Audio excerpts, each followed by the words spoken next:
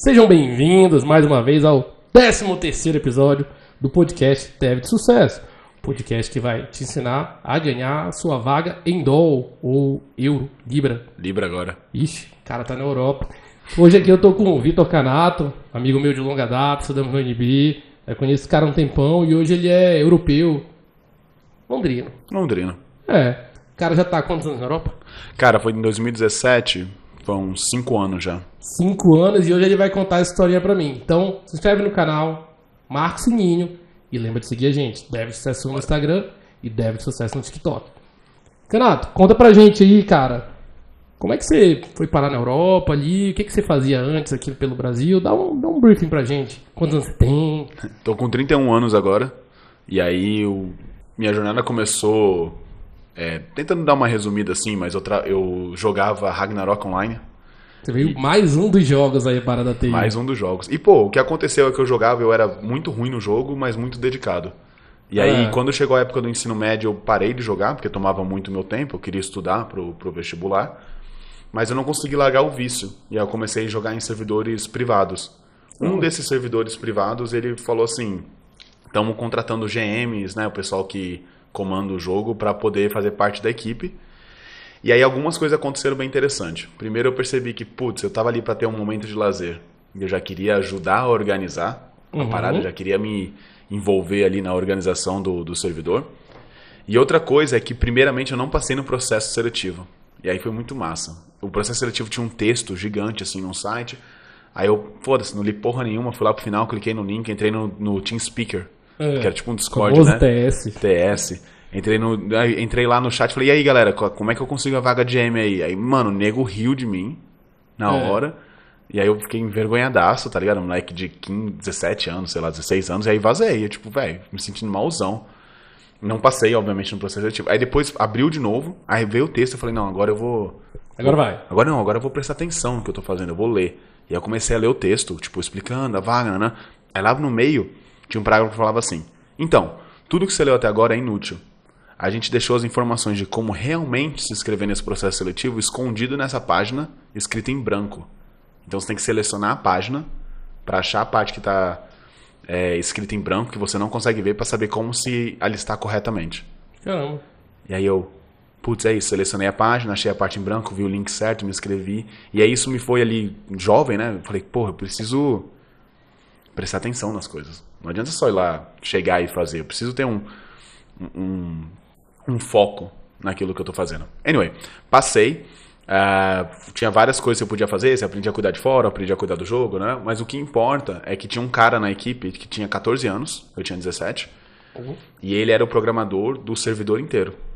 E foi ele que me ensinou a programar. Caramba. E aí eu lembro que era tipo 3, 4 da manhã, eu tinha aula às 7 da manhã no dia seguinte, e eu tava codando assim 500 linhas de código, me divertindo pra caralho. É isso, mano, eu quero fazer isso daqui, eu tô feliz fazendo isso daqui, eu tô, tipo, não dormindo pra fazer essa parada e tendo muita diversão. E aí entrei na engenharia da computação, eu entrei na segunda turma da Universidade de Brasília. Eu entrei pelo PAS, né, o finado PAS, que não existe mais, que é como se fosse o ENEM, não foi pelo vestibular direto. Meio sem saber o que eu tava fazendo, mas tinha uma experiênciazinha em programar. Foi em 2000 Eu entrei primeiro de 2010. Era uma época que TI não estava tão consolidada como hoje, então era uma aposta, né?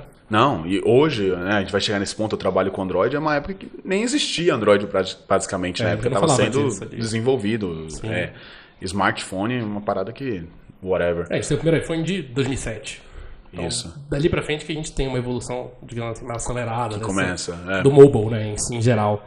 Cara, sim, prossiga. Não, e aí o que aconteceu é que, tipo, no meu primeiro semestre eu descobri que tudo que eu tava fazendo, que eu aprendi com o cara, não eram as melhores práticas, e aí me encantei pelas melhores práticas, mas acabei, esse lado proativo meu me ajudou muito a participar do centro acadêmico, DCE, e comecei a fazer evento. Fiquei 7 anos fazendo evento na Universidade de Brasília, festa desde 200 pessoas, como festa pro curso, como eu fazia festa de 7 mil, 8 mil pessoas no ano, assim. E aí uma dessas festas deu errado, e isso foi em 2016, Se você fizer as contas, eu já estava mais tempo no curso do que eu deveria. Não necessariamente, mas sim, levou um pouquinho mais de tempo que o previsto. Exato. Assim. E o spoiler é que eu demorei 10 anos para formar no curso. Só não peguei meu diploma ainda, então não... Caramba. Sim. 10 anos, mano. E formei já estava na Europa, mas a gente vai chegar lá. Tá. E aí quando deu esse problema na festa grande, uma festa que eu fazia há mais tempo, assim, e aí eu falei, pensar, cara, o que eu quero da minha vida? E esse momento foi muito difícil. Esse momento foi um momento mais difícil para mim, porque eu trabalhava com computação, arrastava com a barriga, assim, mas tinha os estágios, aprendia as coisas, passava numa matéria. Não estava abandonado. Não estava abandonado. Estava em paralelo, digamos assim. Nesse ponto, meu pai foi muito importante. Meu pai falava sempre assim, tudo que você tem hoje, os contatos, as pessoas que você conhece, as oportunidades que você tem por conta da Universidade da Programação. Então, não larga isso. Não deixa de estudar. Continua estudando, continua focando. E eu, tava ganhando grana, fazendo evento, tava podendo viajar, tava podendo ter minhas coisas. E eu, mas beleza, eu ouvia meu pai, né, naquele um pouco de respeito, assim, de ter uma pessoa... Como foi a virada que falou assim, cara, e agora? Então, produtor ou programador? Essa festa foi a virada, que deu bosta, deu tudo errado na festa, a gente teve que devolver grana pra todo mundo, e a gente, obviamente, pagou todo mundo que tava trabalhando. E a galera falando, cara, você não sabe fazer festa. Pô, fazia 7 anos que eu fazia festa e deu tudo errado. E acontece. Essa questão da festa, assim, você fazia tanto evento quanto eu fazia, uma hora algum podia dar errado e deu no maior que eu fazia. Então, foi um que a gente contratou Raimundos, Gabriel pensa, não, pra quem não lembra do Canato organizou muitas festas aí na época minha época de faculdade, né, de UNB, não só minha, de muitos outros. Tem gente que lembra dele, tem gente que não lembra. Acho que a geração mais nova nunca ouviu falar do Canato. Tomara que não. Mas vocês vão conhecer ele aqui, o lado mais programador, mas é interessante. Continue aí contando essa história. E aí, cara, me fez pensar, o que eu quero da minha vida? Eu tava meio perto, assim, de formar, né? Aí ou eu posso continuar trabalhando na noite, então, mais festa, mais evento, abrir um bar, etc. Foi uma coisa que eu fazia bem e eu gostava. Sim. Ou eu posso focar nessa parte aqui de programação. Que levaria mais tempo pra te dar o retorno que você esperava, ou já tinha, de repente? Não, eu já conseguia trabalhar ali, mas, tipo assim, não era tão legal. Não tinha esse glamour que tem hoje por ser programador, né? Era uma coisa um pouco mais... Você fica ali no canto, fazendo seu código. Eu gostava de fazer código. Tem glamour ser programador? Conversando com minha amiga, eu perguntei, pô, mas você coloca que você é programadora no Tinder, essas coisas? Ela falou, não, cara, você não coloca. Meu Deus. Você não avisa ninguém que não é bem visto, assim. Mas beleza. E aí o cara... A coisa tava acontecendo, você tava ali meio na dúvida, vou pra lá, vou pra cá, e agora? Cara, foi muito difícil. Foram 6 meses pensando o que eu queria da minha vida. Porque naquele momento eu tinha que tomar uma decisão. O que eu quero, assim, pro meu futuro? Sem saber se aquilo ia dar certo, sem saber se aquilo era uma boa arriscada. E aí, o que eu pensei na época? Era 2017. Se eu decidir trabalhar na noite... 2017 a gente já via de TI se desenhando. Melhor. Já tava dando uma área um pouco mais promissora, né? O que eu pensei? Se em 10 anos, então 2027, eu trabalhar na noite e eu me arrepender, vai ser muito difícil de eu voltar para a área de programação. Porque eu vou depender de alguém me dar um emprego, né? Eu vou ter que me esforçar muito, etc. O contrário, se eu hoje trabalhar 10 anos na área de programação e não gostar, em 2027, e eu vou fazer isso, em 2027 eu vou olhar pra minha vida e falar, cara, eu tô feliz, eu tô gostando disso, e eu quiser voltar pra vida noturna, vai ser difícil, mas eu dependo de mim, né? E aí eu fiz assim, não, então eu vou focar em ser programador e ver o que acontece. E aí foi muito legal, porque depois que eu tomei essa decisão, depois que eu falei assim, eu quero ser programador, toda vez que alguém me oferecia alguma coisa, vamos fazer isso, vamos fazer aquilo, eu pensava, isso vai me ajudar com o meu objetivo ou isso vai me atrapalhar? Ou, né, se isso vai me atrapalhar ou não vai somar nada, não é o momento de eu fazer. Eu quero chegar ali, ser programador, trabalhar com isso o tempo todo. Se isso vai somar, vamos. E aí, beleza, foquei, vou ser programador. Qual o problema? Todo mundo que estudava comigo, como você, ou que trabalhava, conhecia o Canato das festas. Não conhecia o Canato programador. Não conhecia a qualidade do meu código. Conhecia a qualidade das minhas festas. Beleza, festas legais e tal, mas não vou aqui oferecer um emprego pro Canato na empresa que mais empreendedor, né, que a gente conheceu, isso é verdade. Exatamente. E aí foi difícil conseguir emprego. O primeiro emprego que eu consegui, na verdade, formal, assim, trabalhando em horário, foi um emprego de marketing digital, na época, que foi muito legal também. E nessa eu tava conversando com a minha, na época, namorada, hoje esposa, falando, pô, eu não tô conseguindo entrar na área, porque eu entendo a galera, né? Tipo, a galera não tá fazendo por mal, é porque enquanto tava todo mundo trabalhando, eu tava no outro canto e mudou a minha cabeça, mas a galera ainda não viu essa mudança. Aí ela falou, por que a gente não vai pra Europa? 1 ano. A gente fica 1 ano na Europa, melhora o nosso currículo, e aí a gente volta, né, mais que preparado. Ian, eu nunca quis ir pra Europa, moleque. Caramba, não era o plano mudar de... Eu nunca quis sair do Brasil. Eu gosto do Brasil, eu acho que o Brasil é um país incrível, tanto que eu tenho plano de voltar, a gente pode falar, né, o futuro, coisa assim depois, mas eu não queria sair do Brasil, eu não queria sair da Europa. Mas naquele momento que ela falou isso, eu não tenho nada a perder, sabe? O pior, e aí é um negócio muito mais que o pior que pode acontecer se eu for pra Europa e não dar certo, é eu voltar exatamente onde eu tô. Ganhando mais experiência, querendo ou não, né? Não, mas se fosse o pior, se eu fosse pra lá e desse tudo errado, né? Não somasse nada na minha vida, eu ia voltar onde eu tava. E eu falei, pô, isso é um risco massa, isso é uma parada que eu quero tentar. Importante até os dilemas que você passou aí nesse momento, que eu vejo, apesar de ser um tempo, alguns anos depois, é o mesmo que o pessoal da transição de carreira está vivendo hoje.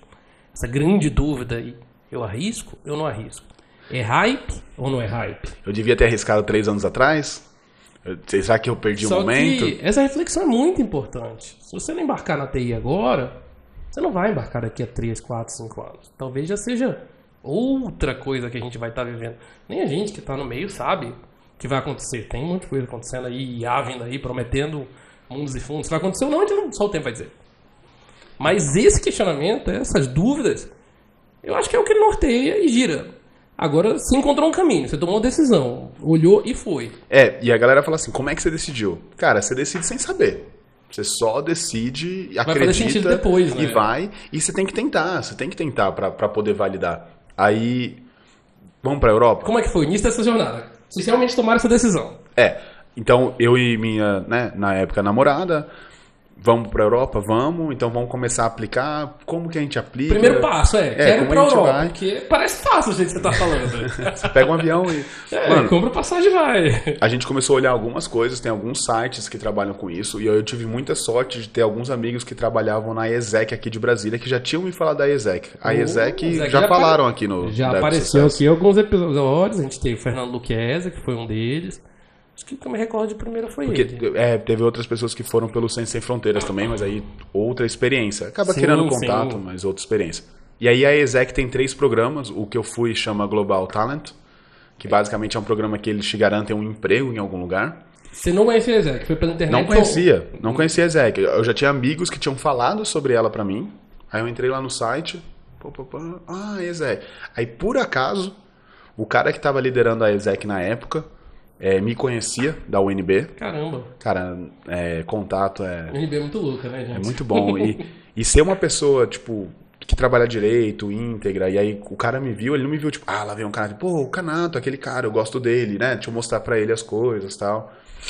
E aí eles numa conversa ali com a ESEC, né? Primeiro pelo site, depois acho que me ligaram, ou foi ao vivo, não lembro agora. Eles falaram assim, maninho, você quer ir aqui pra América? Porque se você quiser ir pra América do Sul, você vai agora. Tipo, a gente consegue lá, você vai trabalhar call center, alguma coisa, e vai pra lá. Então o plano era só ir.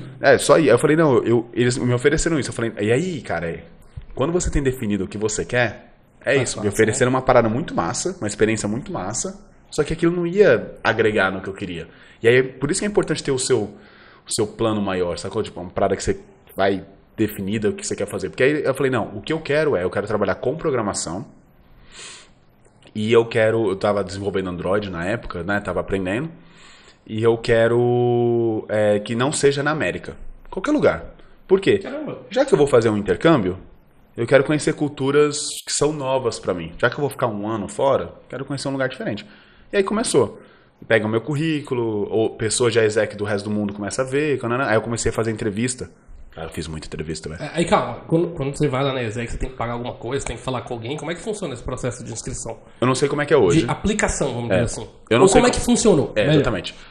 Eu acredito que ainda é a mesma coisa, porque é um jeito que eles trabalham há muitos anos. Pelo que eu vi no site também não mudou muita coisa do que já foi comentado aqui. A ESEC ela é feita por voluntários, então são estudantes que, né, trabalham de graça para a empresa, porque aí eles se beneficiam do programa também de forma gratuita. Mas se você não ajuda a empresa, igual eu, não fazia parte da ESEC, você põe seu currículo, você faz entrevistas. Você só paga se você passar. Então, você passou, aí você poderia... Você lembra quanto você Foi pegou na época? R$2.500, Então, parcelado um em valor 10 razoável. vezes. Então pelo menos isso. Parcelou em 10 vezes na época, R$2.500. Fui pagando enquanto eu já estava na Europa. Caramba, é de estudante feito para estudante mesmo. Exatamente, entendeu? Entendi. Então tem várias coisas que ajudam. E aí eles dão uma assistência. Aí vamos lá. Eu tive amigos, minha própria namorada que foi pela ESEC, não teve uma experiência tão legal com a ESEC que ela conheceu. A minha experiência foi incrível. Então, foi incrível. Você falou com a ESEC, fizeram lá uma acesso a um portal e aí você começou a submeter aplicações para as empresas. Isso. Mandar um currículo na prática. Basicamente. Todo mundo que... Aí eu falei que algumas experiências não foram boas, não foi com a ESEC aqui de Brasília. Todo mundo aqui de Brasília que eu conheci que falou com a ESEC de Brasília adorou. Mas, por exemplo, alguns amigos foram para a Hungria, a ESEC da Hungria não foi tão legal. Entendi. Mas aí chegou lá, né? Outra história. Beleza. Mas aí eu já chego lá. O que aconteceu? Pessoas começaram a entrar em contato comigo pela ESEC, por e-mail, falaram, eu vi seu currículo lá, queria fazer uma entrevista. Então seu currículo não estava ruim, estava indo bem. Você foi chamado para entrevistas. Exato. O currículo de estudante, né? Cara, deixa simples, coloca as informações importantes. Saber escrever o seu currículo é muito bom. Hoje em dia, existe mais essa vaga no Brasil também, mas fora já existia antes, a vaga de recrutador. Pessoas que realmente vão te dar um ritmo, palavras, como apresentar a ideia. Isso ajuda muito, ajuda muito. Ainda mais hoje, a gente pode falar que eu cheguei em Londres, né? Tem muito robô que lê currículo. Então, AI, você tem que saber como montar. Botar as palavras-chave. Você não colocar coluna, que aí ele quebra o robô, não consegue ler nada. Tem umas manhãzinhas assim. Tem uns detalhes assim, né? Os hacks. Que vale a pena você dar uma olhada. Aí eu comecei a fazer entrevista 3 da manhã, 4 da manhã, 5 da manhã. Ou seja, já valendo no horário de lá, inglês. E... Você tinha definido um lugar, você falou, não pode ser América, então começou a aparecer de qualquer lugar. Qualquer lugar. Por acaso começou a aparecer alguns da Europa, assim, Holanda, Alemanha, etc. Começou a chamar atenção. E eu tomando não. Caramba. Uma menina, que era da ESEC da Áustria, entrou em contato comigo e falou assim, pô, tá essa empresa aqui, a gente é bem próximo deles, a gente acha que você é o perfil. Quer tentar? Eu, claro, por favor, vamos. E aí ele marcou a entrevista para uma, sei lá, uma terça-feira. Não apareceu. Não, mentira, desculpa. Ele mandou um e-mail para mim, perguntando se eu poderia fazer a entrevista na quarta, uma coisa assim. Aí eu falei, poderia, vamos fazer na quarta e tal. Ele não respondeu. Eu tinha uma entrevista na quarta-feira da manhã, ou na quarta-feira de manhã, 5 da manhã e uma às 7 da manhã.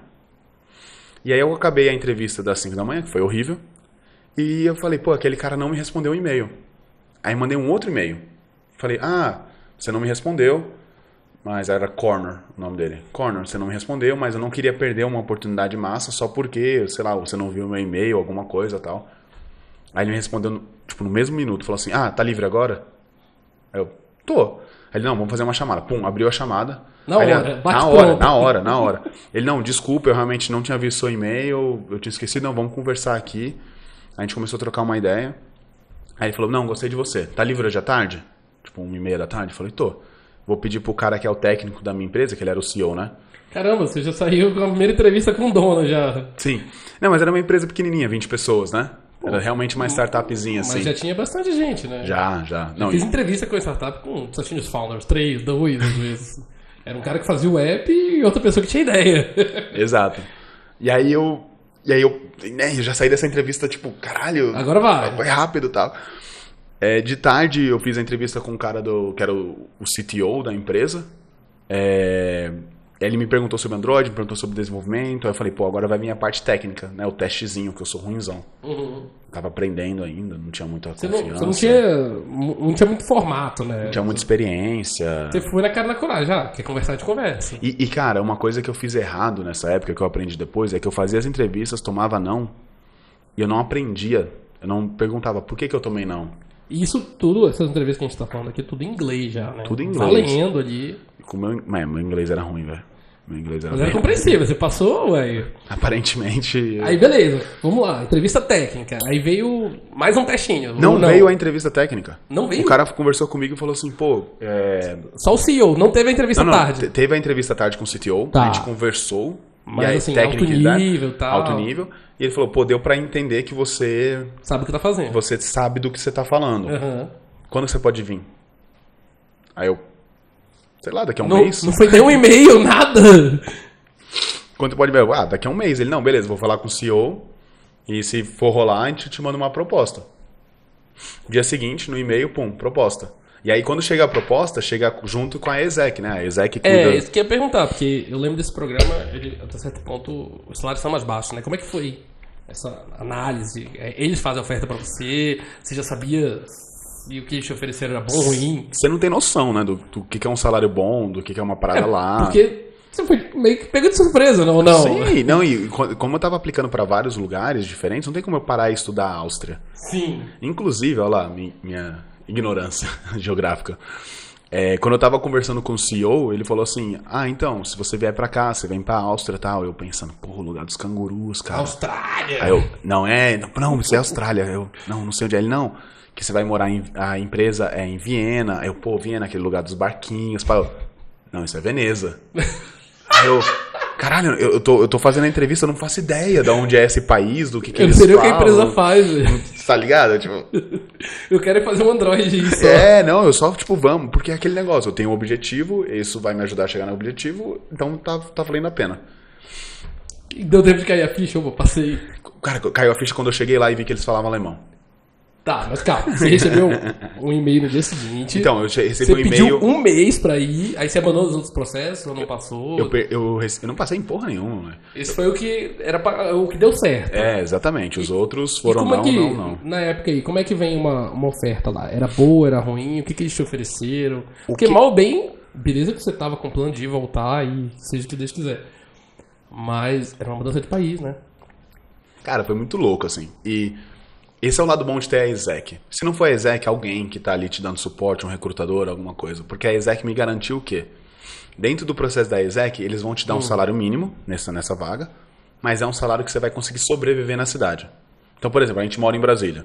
Se a gente fizesse parte da exec e uma empresa estivesse oferecendo um salário para um estrangeiro, a gente ia fazer análise e falar assim, esse salário aqui... não dá. Ele não vai conseguir viver perto da empresa, né, no centro da cidade, alguma coisa assim. Não, tem que ser um salário que ele consiga dividir um apartamento, não vai passar fome, vai conseguir, viajar um pouquinho. Alguém fez uma análise prévia. Exato. E não lá tava pró-empresa 100%. Não. Lá na Áustria fizeram essa análise pensando em mim, né, pensando no estudante que tá indo. E meu salário era 1.300 e pouquinho euros por mês. Uhum. Ele dava pro mês. Ele acabava todo mês. Eu não conseguia guardar quase nada. Realmente pensaram pra... É pra isso. Você vem aqui, você não tá vindo aqui ganhar dinheiro. E quanto tempo era essa experiência que a exec promove? Tinha um tempo limitado? Como é que é? Esses processos podem ser de 8 a 12 meses. Então um ano, basicamente, ali. O meu era de 8. O meu era ali o tempo mínimo. Eu não sei se isso trocou agora, mas o meu era o tempo mínimo de 8 meses. É um tempo razoável, né? Principalmente o pessoal aí que tá na corrida do dólar, ainda muito sem a experiência lá fora, parece um jeito interessante de começar. Não, eu acho muito válido isso, assim. Cara, hoje eu não tenho nada. Se eles me oferecessem 500 euros por mês, eu tinha ido. E aí lá eu ia aprender que é ruim, ia ter que melhorar, mas velho, vai, tenta. Sacou? Eu não tinha nenhuma marra, né? Então facilitava. Isso é o principal, né? Quando a gente tá novo. Facilitava um pouco. Mas fui com a mão na frente, uma atrás, avisei pra minha mãe, tô indo pra Europa mês que vem. 30 dias deu tempo de resolver tudo. Mas foi uma loucura. E eu tava no emprego, e aí aquela parada importante de ser uma pessoa, né, que cumpre a sua... Eu podia ter saído no dia seguinte do meu emprego, porque eu não tava ainda de CLT. Eu tava no período probatório.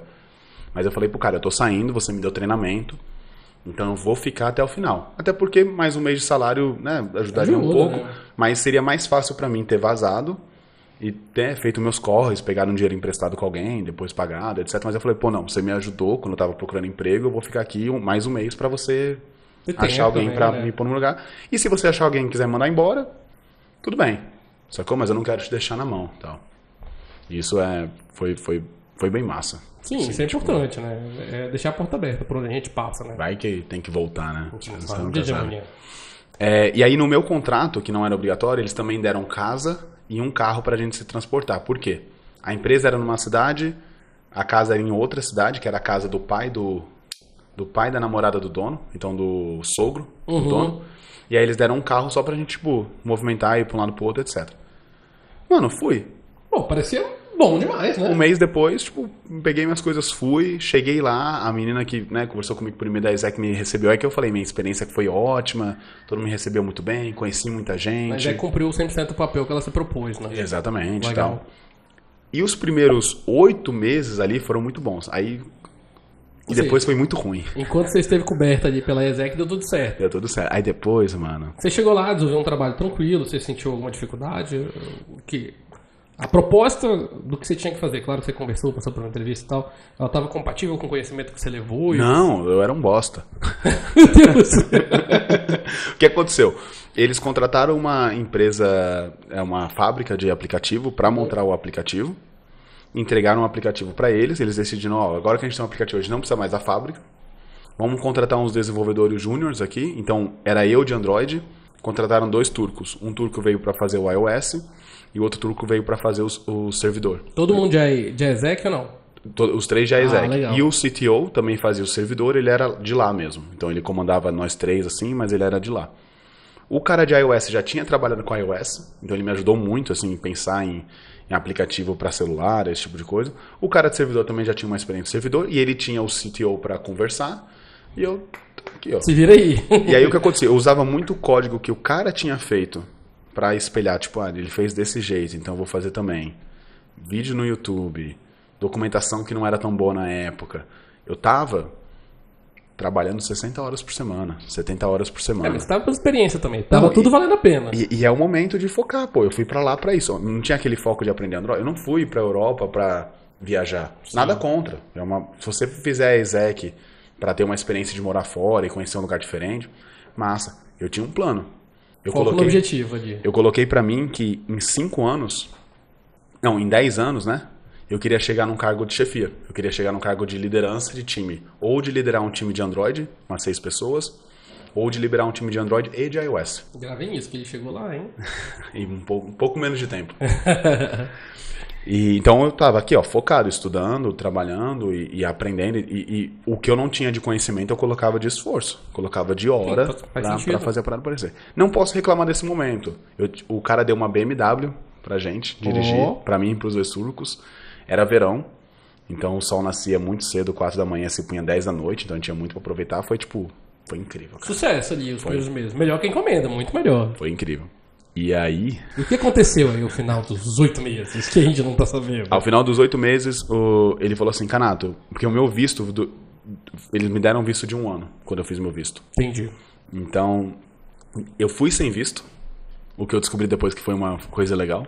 Mais um que foi sem visto. Trabalhei 3 meses de forma ilegal, não sabia. Caramba. Recebendo dinheiro no envelopezinho, achando que tava resolvendo as coisas lá. Dando uma força. Não, porque eu não falo alemão. Então, meu chefe entrava no telefone e falava alemão com o cara e falou, não, Canato, eu falei com ele aqui, tá tudo certo, tá aqui o seu dinheiro, tá vindo as paradas. Eu, confio em tu, cara, tu me trouxe pra Europa. Tá resolvido, é nóis, tá nóis demais. Depois descobri que tudo água abaixo. Então eu tinha, quando acabou os 8 meses, né, da ESEC, eu tinha mais tempo de visto pra ficar. Mais 4 mesezinhos ali, a princípio. Os outros 2 turcos tiveram que ir embora, não estenderam com eles. E o meu chefe falou assim, a gente vai te dar um pouco de aumento, mas você vai ficar sem carro e sem casa, aí você se vira, mora onde você quiser, louco. etc. E aí, como é que foi? Porque o plano era ir lá, 8 meses, e voltar. Exato. O que aconteceu? Todo esse tempo, minha namorada estava no Brasil. E aí, como é que foi isso? E, cara, foi horrível, pra falar a verdade, assim, tipo... porque a gente eu fui, né, a gente falou, não, vamos nós 2, né, vamos pra fora, ficar 1 ano e voltar. E aí eu dei muita sorte de conseguir uma vaga que me aceitou, porque todos os processos seletivos que eu tava fazendo não tava passando, e esse maluco me aceitou sem fazer um teste técnico. Entendeu? Então você tem que contar você tem que estar sempre preparado pra, quando a sorte aparecer, você aproveitar, tá ligado? Mas você acha que teve muita, digamos assim, uma falha no processo, ou eles viram outras qualidades suas? Não acho que teve uma falha no processo. Eu acho que eles conseguiram a pessoa que eles estavam procurando, uma pessoa que ia se dedicar, uma pessoa que tipo, ia correr atrás. Uhum.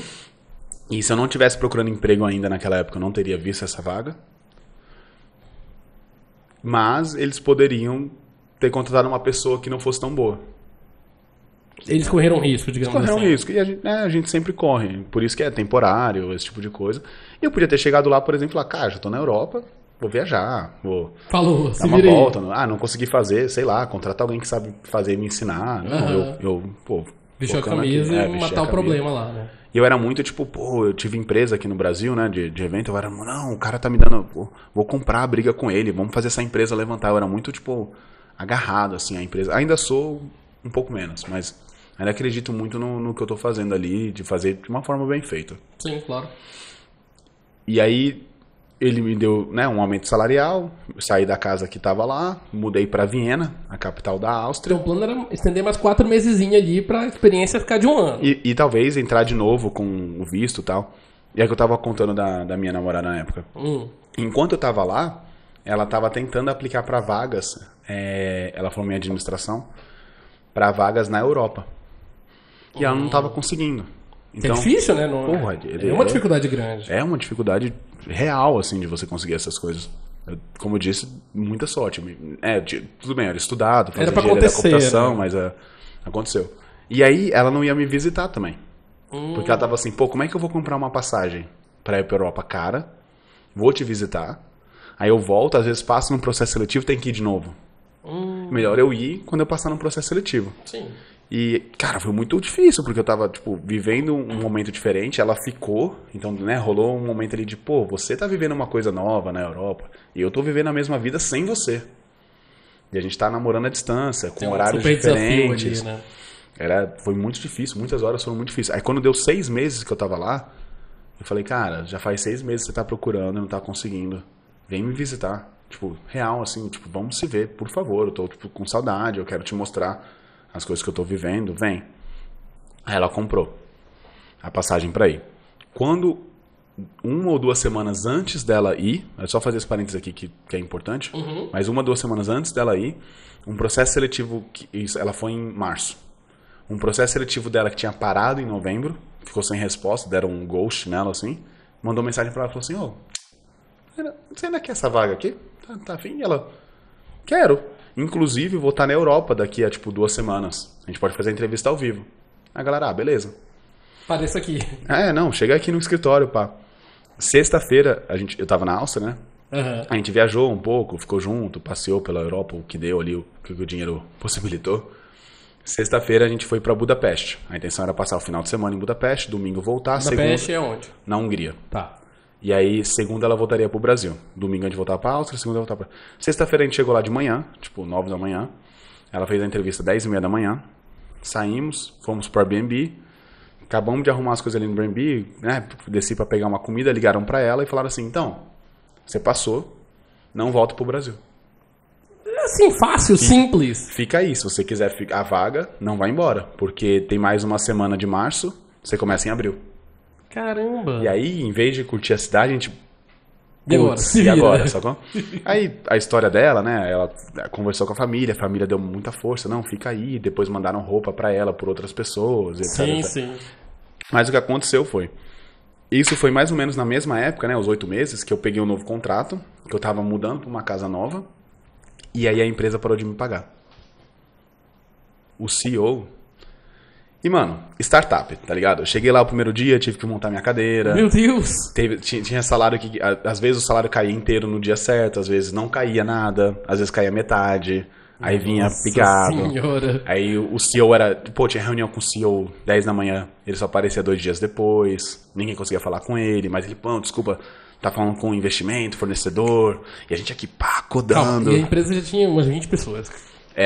E aí, e teve um momento desses 8 meses que a empresa separou. A empresa separou numa parte de uma outra empresa de marketing digital, que ficou na cidadezinha lá, chama Norrköping, em Wiener Neustadt. E a empresa que era a que eu trabalhava, a parte de tecnologia, foi pra Viena. Então a empresa, deu uma ruptura.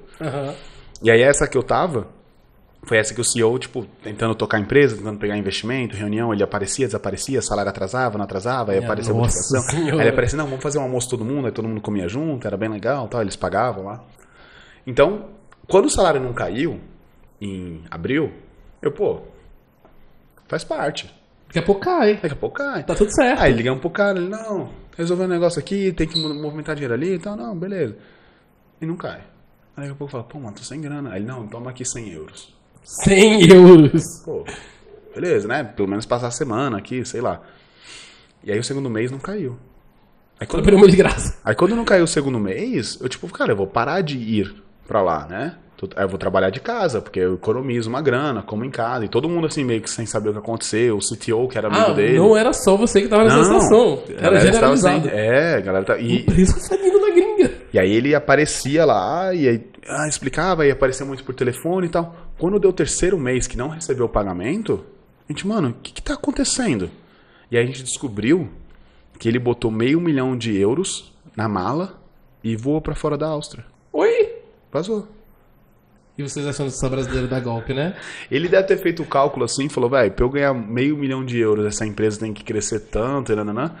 Eu tenho aqui... O cara literalmente deu um golpe. Ele deu um golpe. Ele pegou, vazou, inventou uma história que não foi ele que pegou o dinheiro, que os outros sócios estavam roubando e colocaram... Velho, os outros sócios nem sabiam o que estava acontecendo na empresa.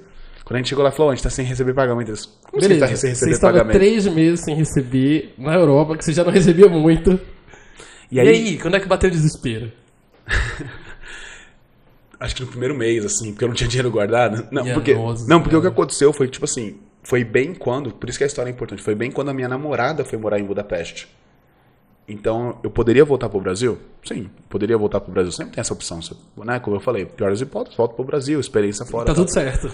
Mas ela tinha acabado de chegar em Budapeste. Então, porra, não, eu quero tentar ficar aqui mais tempo. E eu tenho mais tempo de visto, então eu vou tentar arranjar outro emprego. Então, 3 meses trabalhando para a empresa, até perceber que a empresa quebrou.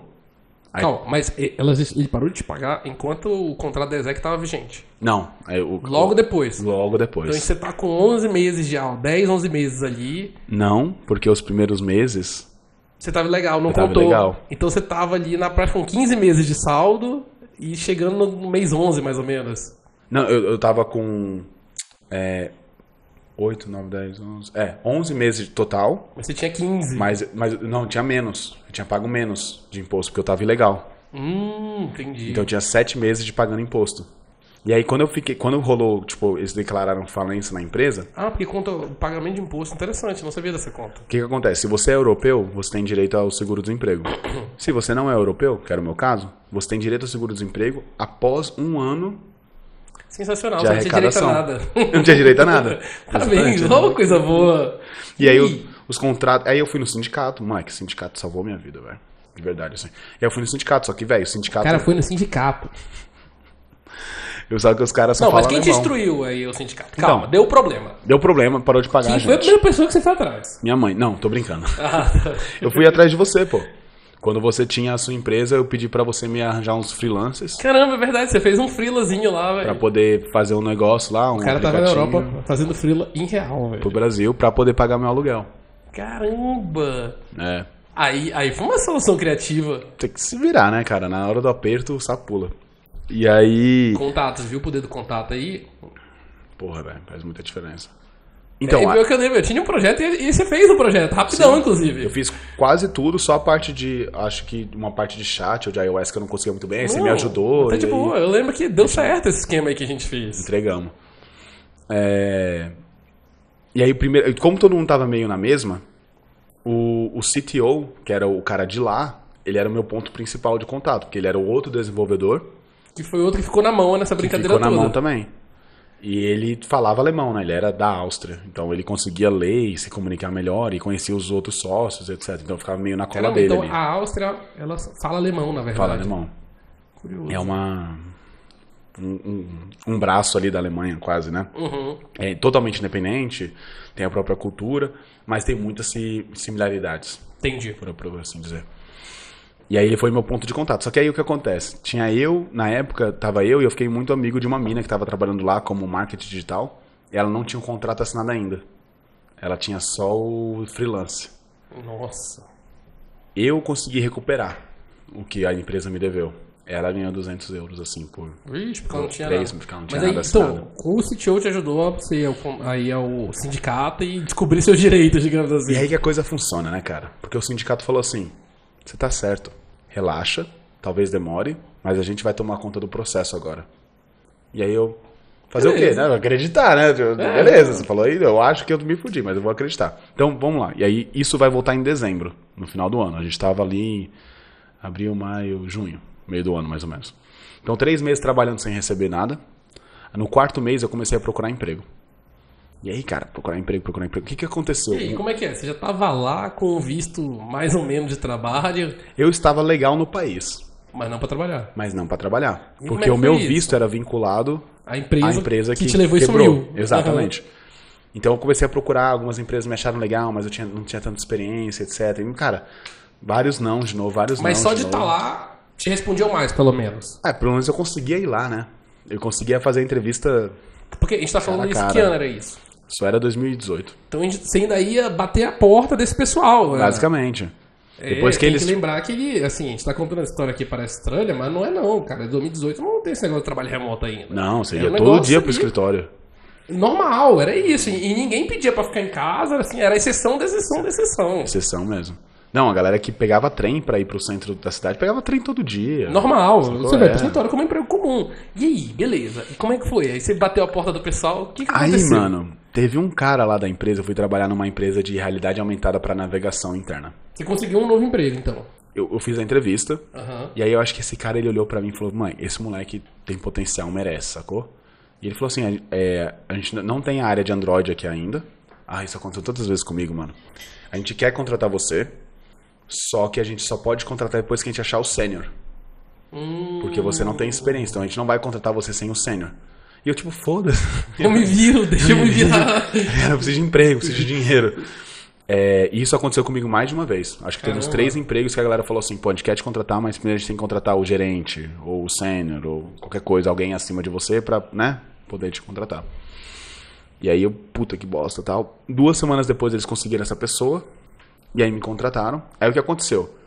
Eu tava na Áustria, Caramba, legal. e você conseguiu isso bater na porta mesmo, Bater não na teve porta. Não, indicação, nada. Não, indicação nada. Eu fui procurando o LinkedIn, fui procurando o Stack Overflow. Hoje em dia eu acho que o Stack Overflow não tem mais já não tem emprego. o Stack Overflow Jobs. Não tem Mas mais. eu usava isso e tal, fui caçando assim. Se virou, Se não- virando. Fazendo freela pro BR aqui. Nossa senhora. Durante no 4º mês, eu tava sem grana, obviamente. O que eu fazia? Aqui no Brasil você pode doar sangue e pode doar plasma, né? Ah, Lá você também pode doar, só que você tem plasma, você tem uma bonificação, que é como se fosse uma ajuda de custo. uhum. Em outras palavras, eles estão comprando plasma, só que não pode ser uma negociação. Sim, uhum. Então eu doava plasma toda semana. Eu podia doar 3 vezes em 2 semanas. Então tinha semana que eu doava uma, tinha semana que eu doava 2. Isso me dava 25 euros. Esse era meu dinheiro. Enquanto não saiu um emprego novo, não tinha onde vir. Moleque, eu tinha 25. Eu lembro de uma vez que Brasileiro criativo, gente. eu errei as contas, né? Tipo, me organizei mal. E aí eu fiquei 3 dias comendo arroz e batata. Caralho, Porque perrengues. foi o que eu tinha e era isso. Aí Isso é a quando eu- busca do sonho, a persistência e pra ficar não lá, voltar pro e Brasil. ficar lá. E aí, porque, né? Porra, essa oportunidade. Eu falei, velho, vou ficar pelo menos até novembro. Você sentia que ia dar certo em algum momento? O desespero já começava a bater a porta. Cara, eu falei assim, se eu não arranjar um E foi, emprego... de certa forma, um sacrifício que você, em teoria, não precisava fazer. Não precisava, eu podia ter pedido ajuda pros meus pais. A gente tá contando essa história aqui, parece que o cara é um pobre coitado e tal. Não, o que ele tá tentando mostrar aqui é sacrifícios e, assim, perrengues que passou Resiliência. pra continuar na perseguição do sonho de, cara, vai acontecer. Eu vou conseguir o próximo job, eu vou ficar aqui, Dá um jeito. minha namorada vê, o negócio vai acontecer. E, cara, quando chegou ali perto do 5º mês, eu tava pensando, se eu não conseguir o emprego de programação, eu vou arranjar qualquer emprego. Vou tentar Garçom, fazer alguma coisa, né? Por quê? pra dar o fôlego, né? Só pra eu conseguir juntar dinheiro pra voltar pro Brasil. Porque eu pensei assim, meu objetivo é o desenvolvimento. Se eu ficar na Europa e não for pra desenvolvimento, não faz sentido ficar na Europa. Sim, Então eu só preciso juntar a grana pra voltar. pra voltar pro Brasil. Porque você tinha ganhado a experiência, o plano tava executado, aconteceu. Triste, mas assim, eu ainda tinha o meu objetivo, né? Então, só que aí nesse momento eu consegui esse emprego. E aí esse emprego, ele veio num momento que foi assim, Tá bom, você tá na Áustria, só que você não pode trabalhar na Áustria. Então a gente tem que dar a entrada no pedido de visto para você. O que a gente vai fazer? Você abre uma conta na Alemanha, digitalmente. A gente vai fazer um contrato como se fosse te contratar como freelancer do Brasil. Então a gente vai usar o endereço no Brasil, vai te transferir na Alemanha e você, ilegalmente, vem todo dia pro escritório. E aí a gente vai adicionar, porque lá na Áustria não tem só 13º, tem 13º e 14º. Caramba! E aí eles falaram, a gente vai adicionar no seu salário seu 13º, proporcionalmente, seu 14º e seu seguro-saúde. Então eles... Sabe quando você fica, moleque? Em cima do muro, assim, entre o certo e o errado, aí você tá... Na penumbra ali. Não, eu tava 100% no errado. Meu Deus do céu. Agora, é curioso que a empresa gostou muito de você pra ela topar fazer isso, né? Porque, assim, é um negócio que na teoria nunca aconteceu, né? Papo. Fique nos registros. E aí a empresa entrou com um processo de visto enquanto isso acontecia. E aí, cara, que veio o pulo do gato. Porque eu compartilhei com minha família, conversando com a galera. Falei, pô, eu tô vivendo esse momento, tô morando ilegal aqui. Caramba, mas o que a empresa, o que você acha que a empresa viu em você pra ela topar fazer isso? Acho que talvez uma palavra que tá ficando meio batida assim, mas proatividade, moleque. É uma parada assim de tipo, tá, esse cara não é o sênior. E o que era na entrevista? Você contava a história de vida, você contava o seu storytelling? Você contava um pouco tipo, de como você chegou até ali, onde você quer chegar, qual o seu objetivo, e sua experiência. E aí eles me colocaram para fazer um teste de programação no escritório com um outro cara, com um cara de web. Então, tipo, ele pediu fazer umas coisas, eu ia fazendo. E acho que o mais importante hoje, quando você faz o pair programming, né, que é programar a dois, não é o que você está fazendo, mas é como você lida com alguém do lado. Nessa mesma empresa, quando eu fui contratar outras pessoas no futuro, a gente tava ali, por que você não faz isso daqui? O cara, cala a boca, tô fazendo um negócio aqui, me deixa fazer. Eu não quero trabalhar com esse cara. Então acho que eles olharam ali e falaram, pô, o Canato tem... Encaixa no time, né? Tem uma cultura que funciona, tem o que a gente chama de soft skill, mas é as habilidades humanas ali que funcionam bem, e é horrível tecnicamente. Mas aí isso a gente ensina. Só que tecnicamente você consegue rapidamente ser evoluído. A gente ensina. Soft skill é mais difícil. Exatamente. Então foi muito disso. Quase ele pulou isso aí, ó, viu? O cara tinha o que oferecer. Não, é porque eu olho assim, cara, e falo, putz, ou então, comparado com hoje, eles deram um jeito, assim. Deram um jeito. Deram um jeito. Viram que o negócio naturalmente seria rápido de resolver, não seria nada também impossível. Ou não? Foi. Eu acho que quando eu fui pra Londres, que é a próxima, então, calma. Ali eles se arrependeram um pouco. O maior perrengue gigante você pulou, que era, tipo, chegar no momento e dizer assim, cara, não tem mais o que fazer, vou ter que voltar. Isso e aí, isso você conseguiu passou. 90 do segundo tempo ali... Aí sabe o que é foda? Porque eu tava doando plasma, né? Semanalmente, pra ganhar um dinheirinho. Quando eu entrei no trabalho, eu tinha que trabalhar. Então não tinha mais tempo pra doar plasma. E eu não tinha de falar pra galera, não, então tô doando plasma pra dar uma segurada nas contas aí. Pega mal, sacou? Sim. E aí quando eu entrei, a galera, não, vamos almoçar fora, vamos almoçar junto. Então eu comecei a gastar mais grana sem receber. Então quando o meu primeiro salário entrou, eu tava, tipo, negativo, assim, tipo, devendo dinheiro e pra amigos, etc. Mas aí foi se equilibrando. E aí qual foi o pulo do gato? Que, né, mudou bastante minha história. A galera falou assim pra mim, pô, Canato, tá aí, legal, nananã. Você não tem nenhuma cidadania europeia, não? Eu, que porra de cidadania europeia, mano? Eu sou negro, filho de índio, das 4 gerações acima da minha família, tudo brasileiro, sacou, nananã? Por um acaso, a minha tia tava tirando a cidadania dos meus primos, italiana. Do nada. Ninguém tava conversando. Não, ninguém não tava no grupo da família, não tava nada. E aí minha mãe falou, não, fala ali com a sua tia. E aí eu fui descobrir que eu tenho um tataravô, ou seja, 6 gerações pra cima de mim, que era italiano e foi pro Brasil. Nossa! Então, se for só pelo lado dele, eu tenho 3% italiano. Hoje em dia eu já descobri que eu tenho outras coisas. Tenho espanhola também, tem índio, tem negro. Mas você ia conseguir, várias coisas. Tinha chance de tirar essa cidadania. Tinha chance de eu tirar a cidadania. E aí eu comecei o processo. Falei pra minha empresa, vocês estão aplicando pro meu visto, né? Pra eu deixar de estar ilegal, mas ao mesmo tempo eu vou aplicar aqui pra cidadania. Como é que era o processo de cidadania? Aí volta um pouco daquela resiliência de fazer dar certo, fazer as coisas. Você pode tirar por aqui pelo Brasil. Então você entra num processo aí, numa fila, uma hora sai. Ou você pode ir pra Itália tirar. Para ir para a Itália para tirar, o processo é relativamente simples. Eu peguei um despachante que não fazia nada de errado, mas ele conhecia, né, o processo para agilizar. Eu teria que ficar até 45 dias na Itália. Porque você dá a entrada no processo, e aí o vigile, que é tipo o vigiante da região, ele vai passar na casa para ver se você é você mesmo, perguntar se você é casado, trabalha, umas perguntas bobas assim, em italiano, e validar. Depois disso, o processo corre, e aí você recebe seu passaporte.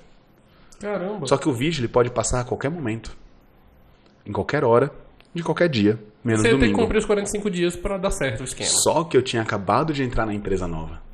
No, que trabalho presencial, ele tinha que ir pro escritório, gente. Não é assim, vai lá na Itália, fica lá e tal, aí a gente dá um notebook, você entra lá no Slack pra conversar com a gente, e a dele é tal hora todo dia. Não, mano.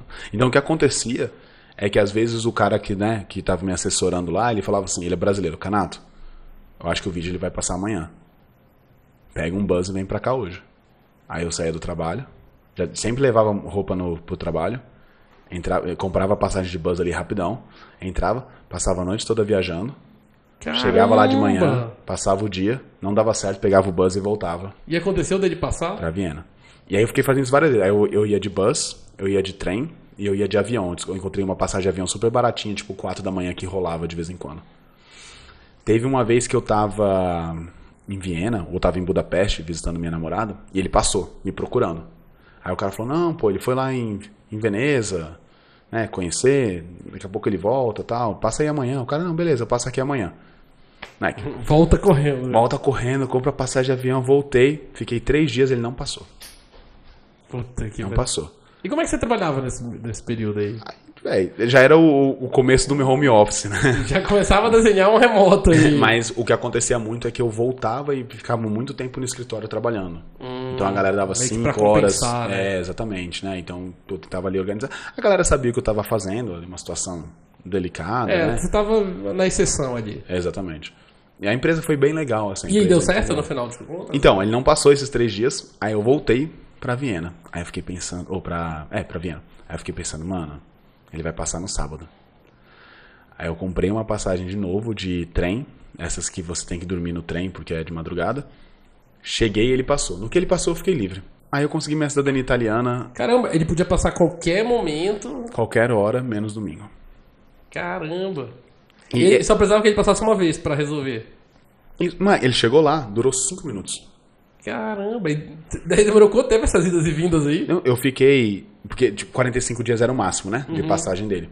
Então, quando eu acho que 35 dias foi o dia que ele me encontrou e a gente resolveu. Então, eu fiquei esses 1 mês indo e voltando. Nessa loucura aí. Eu ia pelo menos uma vez por semana.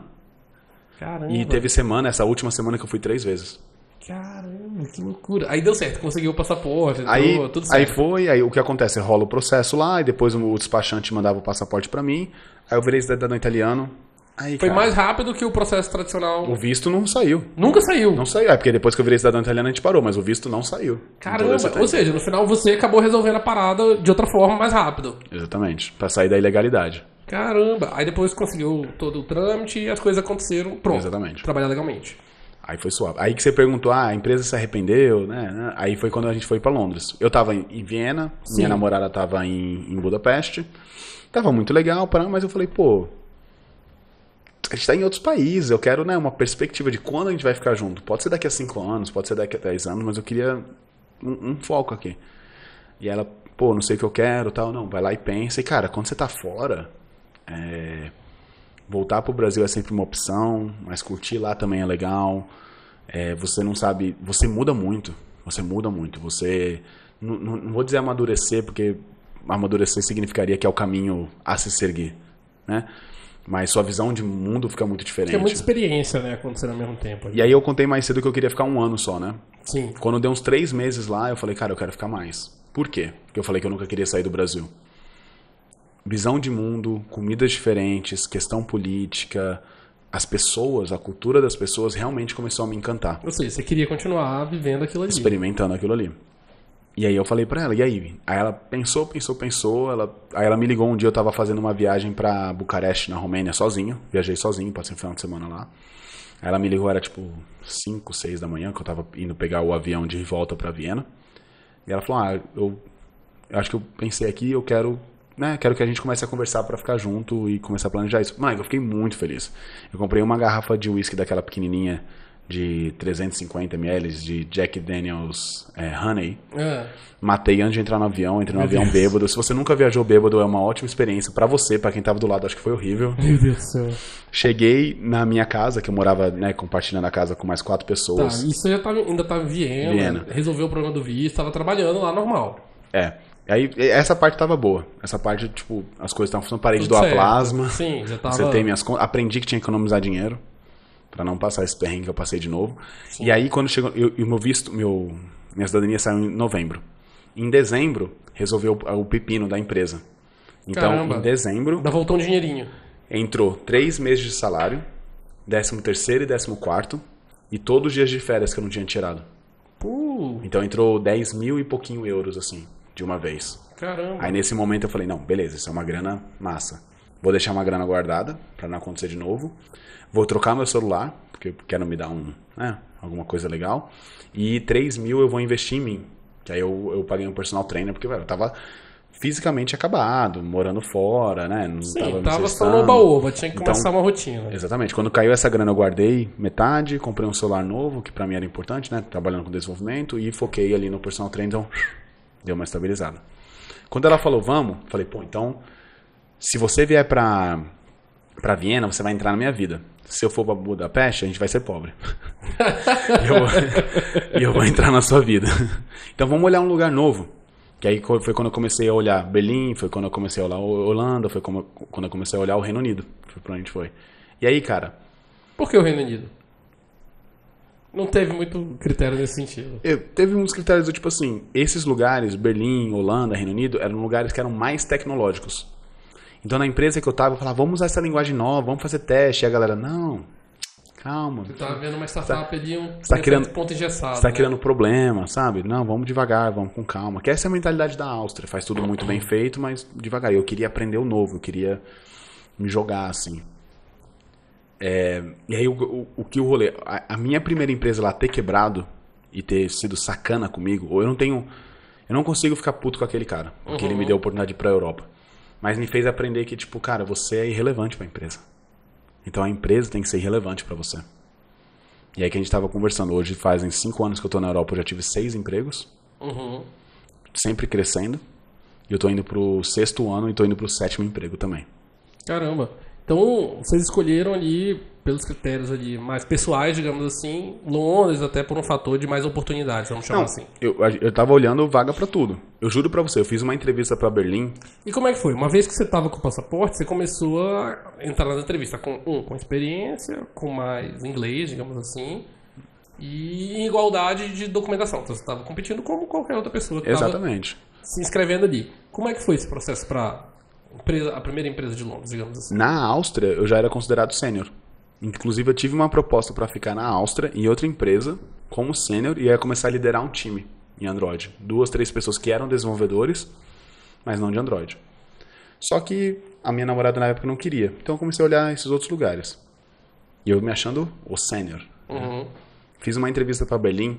Eles me perguntaram 15 perguntas, eu não sabia do que eles estavam falando, moleque. Caramba, você lembra de alguma assim que você tomou um susto? Não lembro, mas eu anotei todas. Falou, você precisa aprender isso. E fui estudar. Que é a técnica de fazer entrevista, né?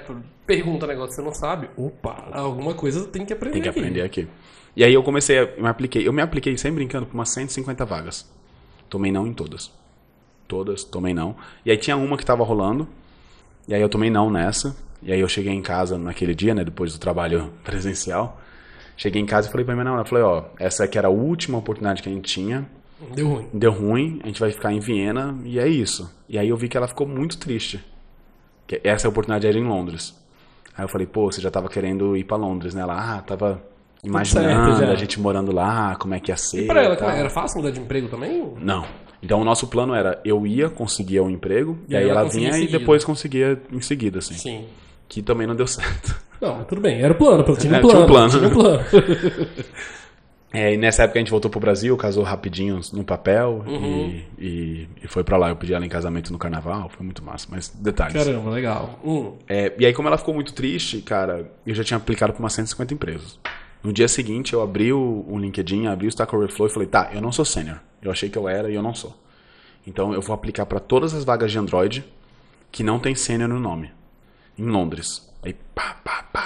Eu mandei o currículo, tipo, aplicando assim, escrevendo, confirmando as coisas, né, para umas 40, 45 empresas. 7 me responderam não. Todas as outras não me responderam, tirando uma. Que falou assim, vamos fazer uma entrevista, pô. E aí, sente só. Entramos na entrevista, era com o recrutador da empresa. Quando eu entrei na entrevista, né, chamada de vídeo, que eu estava na Áustria, a empresa estava em Londres, o título da reunião era Senior Android Developer. E aí eu falei pro cara assim, eu falei, Clayton, o nome dele, nunca vou esquecer.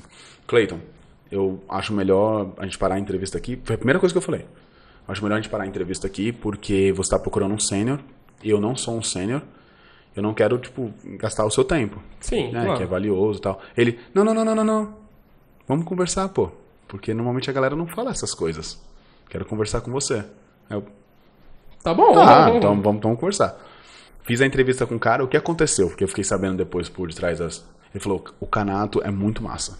O Canato, ele tem a cultura correta, mas ele não é sênior e também não é mid-level. Eles estavam procurando sênior. E aí ele chegou pro líder do time de Android e falou assim, esse cara tem potencial. Só que não adianta fazer teste técnico nele que ele não vai conseguir. Esse cara, o Orfeu, veio fazer entrevista comigo. E aí ele percebeu que se ele me mandasse um trabalho para casa, eu não ia conseguir fazer. Então o que ele falou assim, eu quero descobrir se ele consegue aprender. Aí ele foi comigo numa chamada, não chamou mais ninguém do time, porque ele falou, velho, se eu chamar qualquer outra pessoa do time, eles não vão querer trazer o Canato para dentro, porque ele não sabe as coisas. E ele começou a me explicar como é que funcionava teste para Android. Ele falou, se você fizer isso, o que você faria agora? Aí eu, pô, assim, assado. Ele, tá, isso, boa. E, Então ele foi, tipo, vendo se eu poderia assimilar e entender coisas novas que eu não sabia. Porque eles gostaram do jeito que eu era. Mas caramba, a primeira vez que eu ouço isso.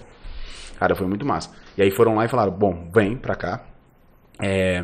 Ganhando na época 50 mil euros.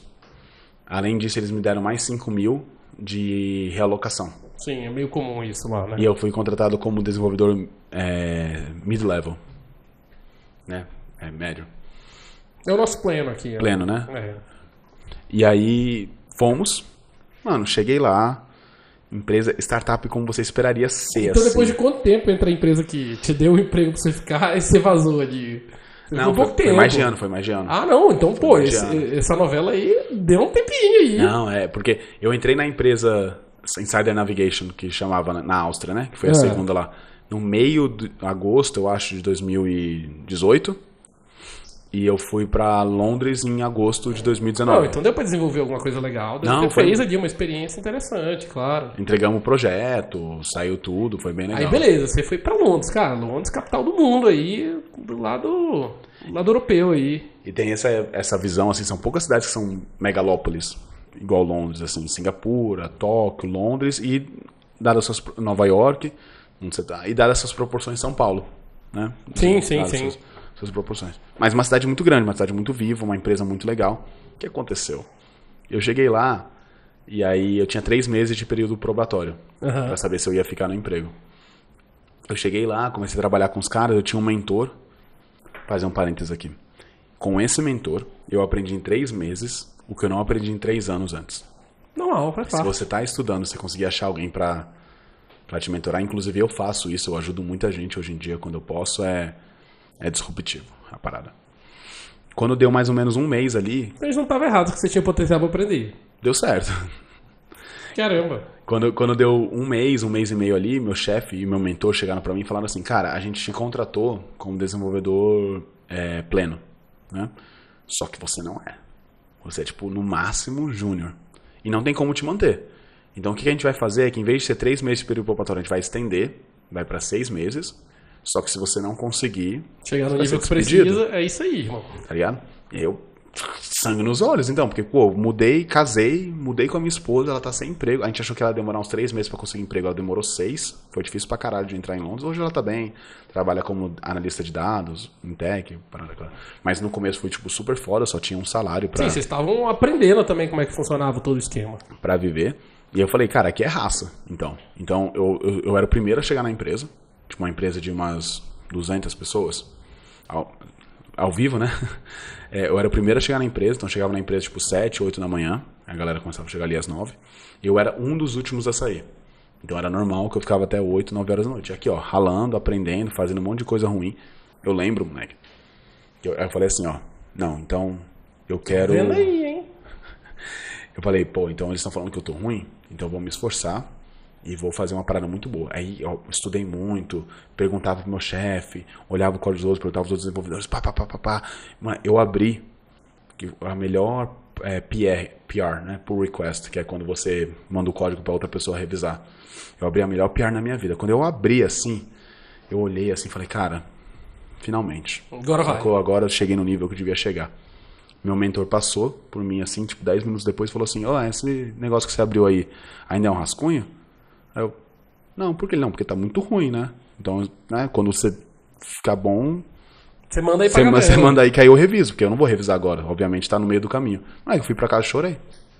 Cheguei em casa, entrei na casa, não consegui falar com a minha esposa, tipo, entrei em casa, deitei no sofá, chorei. Meio que expliquei pra ela o que aconteceu. Dormi, acordei e falei, daqui a um mês eu vou fazer uma pull request que vai dar certo. Então, tipo assim, fui lá, descarreguei emocionalmente o que eu precisava descarregar, levantei no dia seguinte e falei, foda-se, agora eu vou fazer direito de novo. Vocês achando que vida do programador é só andar de lanche? Caralho, moleque. E isso foi um turning point pra mim, uma virada de chave assim muito grande, porque eu tinha me esforçado muito pra receber um retorno de tipo assim, nossa, isso daqui é um rascunho, o melhor que você pode fazer é um rascunho. E eu falei, não, então eu vou melhorar. O que aconteceu? Estava claro pra você onde é os pontos que você tinha que melhorar, porque... Cara, meu mentor era ótimo. A empresa me cobrou, a empresa me deu tipo essa tarefa. Você lembra um pouco do roadmap que você passou ali? Porque... Muito foda, assim. Não era um roadmap, era mais tipo assim... Mas assim, quais eram as falhas que você trazia? Porque mal bem, você formou, você já teve uma experiência prévia em outros empregos, então... O que tava te travando? Você lembra, assim? Lembro. Algumas coisas por alto, né? Eu tava mexendo com uma linguagem nova. Eu tava mexendo com Java enquanto tava na Áustria. Cheguei em Londres, Kotlin. Então tinha que aprender as melhores práticas de Kotlin. Eu não sabia fazer testes. Então meus testes ou não faziam sentido, então eles não agregavam ao projeto, ou estavam escritos de uma forma que não era legal, era errada. Eu não sabia o que era uma arquitetura de código. Então tinham lugares e jeitos certos de fazer as coisas, e eu totalmente perdido ali. Coisas assim, melhores práticas, como fazer as coisas de uma forma que é mais fácil para as pessoas entenderem. Você estava saindo de um programador que fazia funcionar para um engenheiro de software de verdade pela primeira vez. Cara, acho que isso é uma ótima definição. Eu sabia, eu era aquele cara que falava assim, não, eu posso não saber, mas eu sei que você... E era orgulhoso disso. Opa. Relaxa. E era orgulhoso disso, falava assim, eu consigo fazer a parada funcionar, quer que eu faço funcionar. E ali eu tava aprendendo que, cara, não é só fazer funcionar. Não, tem que ter longa vida pro código. Tem que ter qualidade. E engraçado que eu saí dessa empresa sendo uma pessoa que tava fazendo a apresentação de arquitetura. Então eu saí de um cara de, foda-se como é feito, o importante é fazer. Quanto tempo você acha que você levou? Você conseguiu em 6 meses? Consegui antes. Então quando deu 3 meses... né, que ia estender para 6. Quando deu 3 meses, meu mentor falou assim, você ainda não tá lá tecnicamente, mas você tá lá na soft skill, né, na habilidade de pessoas. E se fosse o contrário, a gente te aprovaria. Então, já que é assim, a gente vai te aprovar. Então, você tá com o seu emprego aprovado. Ele falou, você mostrou proatividade, você foi lá com o pessoal do marketing resolver coisa, você foi no customer support, né, o pessoal de atendimento ao consumidor resolver coisa, você resolveu coisa junto com o pessoal que faz o designer. Você não é só um desenvolvedor. Você tem essas outras habilidades. E aí é cada um vai ter habilidades complementares para onde vai. E isso me ajudou naquela época. Isso aí você já pegou também a pandemia, né, nesse ano aí, Orão? Aí logo em seguida começou a pandemia. Estourou a pandemia. Então eu entrei como júnior, apesar de estar ganhando um salário de pleno. Fui validado como pleno. Começou a pandemia. Nesse momento, o cara que me contratou, o gerente lá, o manager, saiu. E aí o time virou uma bagunça. Então eu comecei a tomar muitas ações como líder. E aí eu comecei a ter muita treta com o líder do meu time. Porque ele falava, ninguém tá te pagando pra fazer isso não. Você tem que fazer sua função aqui, né? Seus tickets. Eu, pô, mas o time de Android tá perdido e tal. Aprendi muito. Eu saí de pleno pra pleno 2. E cheguei no final, durante a pandemia, como sênior. Só que a empresa não me deu uma promoção, não me deu nada. Primeiro, pandemia, eles falaram, ó, congelou contratação. Então, sem emprego, você já tá bem. Congelou promoção, só respira aí, sacou? E aí, quando chegou mais ou menos no meio da pandemia, que já tava mais... Tá, pandemia é uma coisa que vai ficar acontecendo durante um tempo, assim. Eu pedi um aumento, eu falei, pô, eu cresci muito, nananã. Tô merecendo? Tô merecendo. Eu tava ganhando 50 mil, eu pedi 60 mil. Falei, pô, eu cresci, eu estou mais capaz, eu tô tomando conta de uma frente da empresa sozinho na parte de Android. Eu mereço. Fizemos lá o processo, tananã, aí o retorno foi, a gente vai te dar 5 mil de aumento, então metade do que você pediu, em 6 meses. Aí eu falei, cara, isso eu achei uma falta de educação. Tão de sacanagem, em outras palavras. De verdade, assim. Que é aquela dificuldade que a gente tem, né? De subir o salário dentro da própria empresa, né?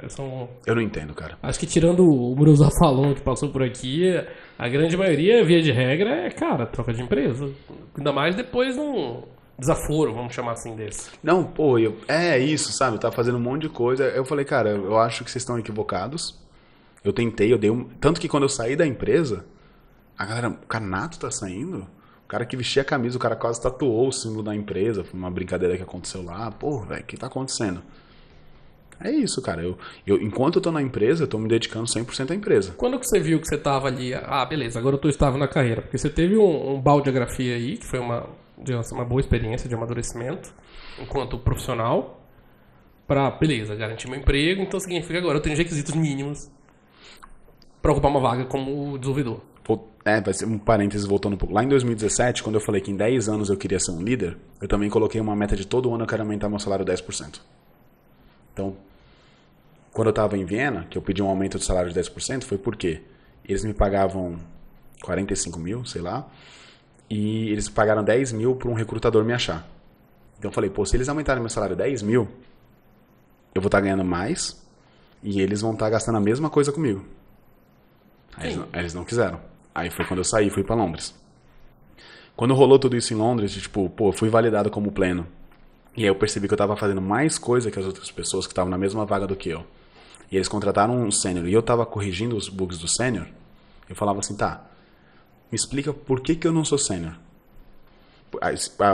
O gerente, né, a pessoa poderia falar, não, você não tá vendo que essa outra pessoa faz isso, isso e isso. Ela vai falar, entendi.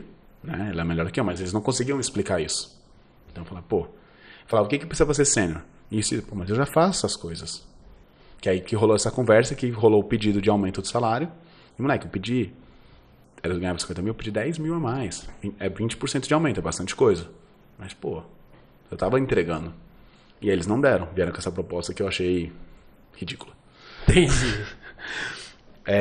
E aí eu fui procurar emprego em outro lugar. Como foi? A segunda troca você já era outro profissional. Dentro de Londres, e eu já me colocava como sênior, apesar de não ter tido o título. Nesse momento que eu procurei, cara, tinha muita pouca empresa contratando. Caramba. Era meio da pandemia, assim, tinha pouquíssima empresa contratando. O movimento arriscado até certo ponto. Eu lembro que eu fiz 3 processos seletivos. E só passei em um. Esse que eu passei, eu fui trabalhar num Tinder de muçulmanos. Oi? Como é que é? Mas aí você conseguiu um aumento. Aí eu consegui um aumento de 65 mil. Aí essa troca já foi mais, digamos assim, transacional, né? Não teve susto de... Foi de boa, assim, foi mais documentação, tranquilo. nada do tipo. Era uma troca de emprego como se você estivesse aqui no Brasil trocando, passando o processo seletivo e começar a trabalhar. Aí foi bem mais tranquilo. Aí eu fui pra 65 mil, só que ali eu não me dei com o meu chefe. Lembra que eu falei que eu era um cara que entregava o que fazia uma parada funcionar e foda-se? E aí virei um cara de tipo, não, eu quero fazer uma parada com qualidade ao longo do tempo. O meu chefe queria o primeiro cara. É a famosa startup, né? Hoje em dia a gente tem que ter muito cuidado e hoje a gente tira essas dúvidas na entrevista técnica com quem está tocando o projeto. O que vocês usam? Mas vocês usam de verdade ou vocês estão só pedindo requerimento de... Como é que é o processo de release que vocês fazem? Exatamente. Que aí você vê quão madura a empresa é. Você começa pelo CI, você pega muita coisa, arquitetura, mas no final, se não tiver um outro programador lá pra vir bater um papo, normalmente vão te vender um negócio que não é muito verdade. Não faz sentido. Na cabeça do manager, o código é maravilhoso, né? Aí quando você abre lá o projeto, minha nossa senhora. Eu já pedi pra ver projeto em processo de entrevista. Depois dessa empresa que eu tô contando agora, eu fiz... O mercado tava aquecido. Então, antes eu fiz 3 entrevistas de emprego. Procurando emprego. 5 meses depois, que não deu certo, né? Que meu líder como pessoa, ótimo, né? Eu adorava ele como pessoa. Como líder, a gente tinha Mas ele queria o pra ontem, o faz fácil, né? E eu queria o longo prazo. Que o faz fácil é o que vai voltar de madrugada te ligando, dizendo que quebrou tudo. Não. Pelo amor de Deus, vai fazer uma parada bem feita. Então você teve essa transformação, né? Do programador para engenheiro de software, vamos chamar assim. Acho que é um ótimo jeito de colocar. 5 meses depois, eu fui procurar emprego. Ian, eu tava falando não para processo seletivo, dependendo do que estava escrito no que a vaga precisava. O negócio não tinha interesse, não ia mexer, acabou. Eu tava fazendo 11 processos seletivos ao mesmo tempo. Caramba! 5 meses de diferença. Você tem noção disso? Isso me fez pensar muito assim, Por cara. isso você ficou só 5 meses nessa do muçulmano aí. Eu fiquei 5 meses porque não deu certo com a visão com ele. Ah, esse rápido pediu pra trocar. Pedi pra trocar. Mas esse é o que me deixou muito impressionado. Em 5 meses, o mercado era outro. Então, o Canato, se eu tivesse preocupado com o mercado de antes, não tivesse tentado de novo, eu não teria visto o mercado superaquecido. Teria passado batido, né? Teria passado batido. E aí eu consegui uma empresa muito legal, que foi a Mompig, onde eu trabalhei 1 ano e pouco. E aí nessa empresa eu ganhava 80 mil como sênior. Essa empresa eu trabalhei com outras pessoas muito inteligentes, então eu cresci profissionalmente incrível. E aí essa empresa veio um diferencial. Todas as empresas que eu trabalhei até agora eram startups e tinham cultura de startup. É correria, é tudo pra ontem, é apagando fogo. Nananana. A Mompig tinha uma cultura, uma qualidade muito massa. Tinha um espaço tipo de dividir as coisas, de ter tempo pra fazer. Ou seja, quando de fato o manager da TI, os heads, eles blindam a equipe. Cara, eu trabalho com algumas pessoas que dizem que quando fica pronto não é uma pergunta a ser respondida pelo time de engenharia. E eu concordo. Só que não é toda a organização que a gente tem essa liberdade, né? Não é. Mas, e aí foi muito interessante que eu vivi uma organização assim e vi funcionando. Porque aí você viu que tudo que você viveu antes era zoado. Era zoado, exatamente. Porque quando você fala assim, não, mas se você não tiver corrido, outra empresa vai vir e vai te tirar do mercado. Aí quando você vê que a parada funciona, você fala, pô, não, é possível. Isso muda a sua visão das coisas. Sim, você descobre que não precisa aquele desespero que venderam pra você. Não precisa trabalhar no final de semana. Não precisa trabalhar de noite. Quer estudar? Beleza. Eu acho que tem um valor muito grande de você, tipo, se esforçar. Não quer dizer que isso nunca vai acontecer, mas quer dizer que se isso aconteceu, algo de muito errado aconteceu. Não, e a minha história, eu cresci, eu cheguei onde eu tô por causa desses momentos também. Claro. Entendeu? Mas eu aprendi que você tá descansado vale mais a pena, você pega os erros, detalhe. Antes, eu fazia código e jogava pro Quality Assurance, né? O pessoal de QA, assim, pra testar o meu código. Eles achavam um problema. Se o bug não foi encontrado, ele não existe. O problema deles. Nessa empresa não tinha QA. Então era assim, você faz e você testa. E aí que começou a acontecer uma coisa que nunca aconteceu antes. Eu fazia um código, o cara que revisava o meu código, ele rodava a aplicação e testava. Eu falava, Canato, como é que você me entregou esse negócio mal feito aqui? Você não rodou? Aí eu, tipo... Aquela vergonha básica de fazer o código rápido e entregar. Não, eu tinha que rodar, sacou? Umas coisas que não fazem muito sentido. E aí eu aprendi muito ali. E aí que apareceu a minha oportunidade de virar gerente, que é o que eu tô hoje. Caramba, mas calma. A gente tá falando da Mompig ainda. A Mompig foi onde eu aprendi essa qualidade de ambiente de trabalho. Você foi galgando ali, você foi ocupando espaço em busca de ser gerente, ou foi algo que você foi convidado devido ao seu perfil natural? Quando eu estava... O cara que se comunica, tenta ajudar todo mundo, resolve o problema ali. O que você acha que foi? Quando eu entrei na Mompig, eu falei, cara, eu não quero sair daqui. Isso é importante, né? Muita gente quer ir para uma posição de gerência ou até uma liderança, mas, assim, o que você tá fazendo para isso, entendeu? E eu acho que durante muito tempo ir para uma posição de liderança era o único caminho. Hoje a gente aprende que não, cara. Você não quer liderar pessoas, tudo bem. Vai virar... Pode ser um puta senior, não tem problema. Vai virar Principal, tem vários nomes, né? Principal, Staff Engineer, Distinguished. Hoje eu vejo que no geral, de uma maneira mais genérica, você ou vai virar um Engineering Manager, mais ligado a pessoas, ou você vai para um Principal Engineer. Inevitavelmente, qualquer uma dessas posições você vai lidar com gente. Não tem aquela história de arrancar card e não falar com ninguém. Sim.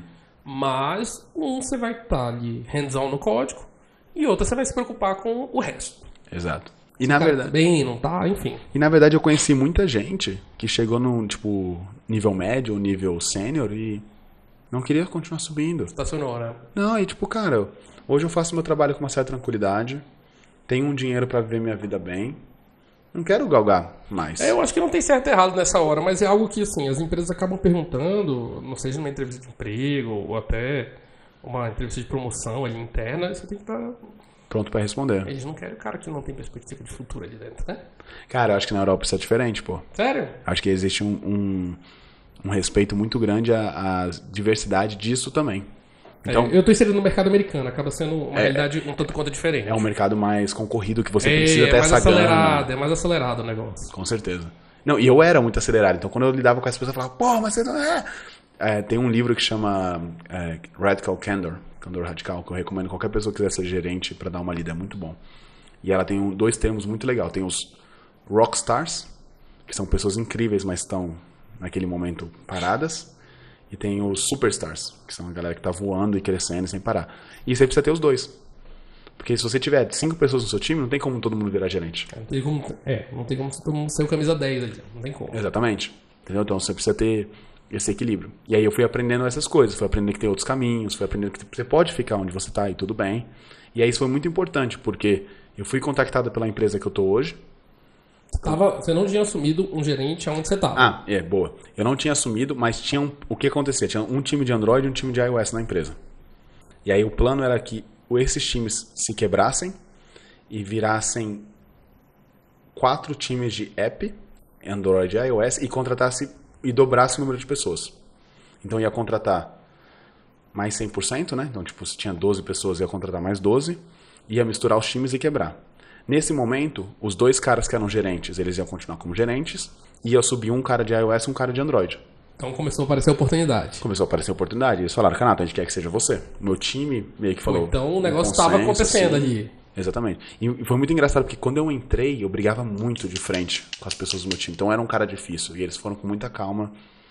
E aí chegou no final, eles falaram assim, não, cara, a gente quer que você seja um dos gerentes, porque a gente acha que você vai ter as ferramentas e a cabeça pra fazer isso. Caramba. Você tem que aprender, cara. E como é que foi que você chegou hoje, de fato, na crista da onda, o objetivo foi alcançado? Foi alcançado. 5 anos depois, eu coloquei, né, em 2017, 10 anos pra virar líder.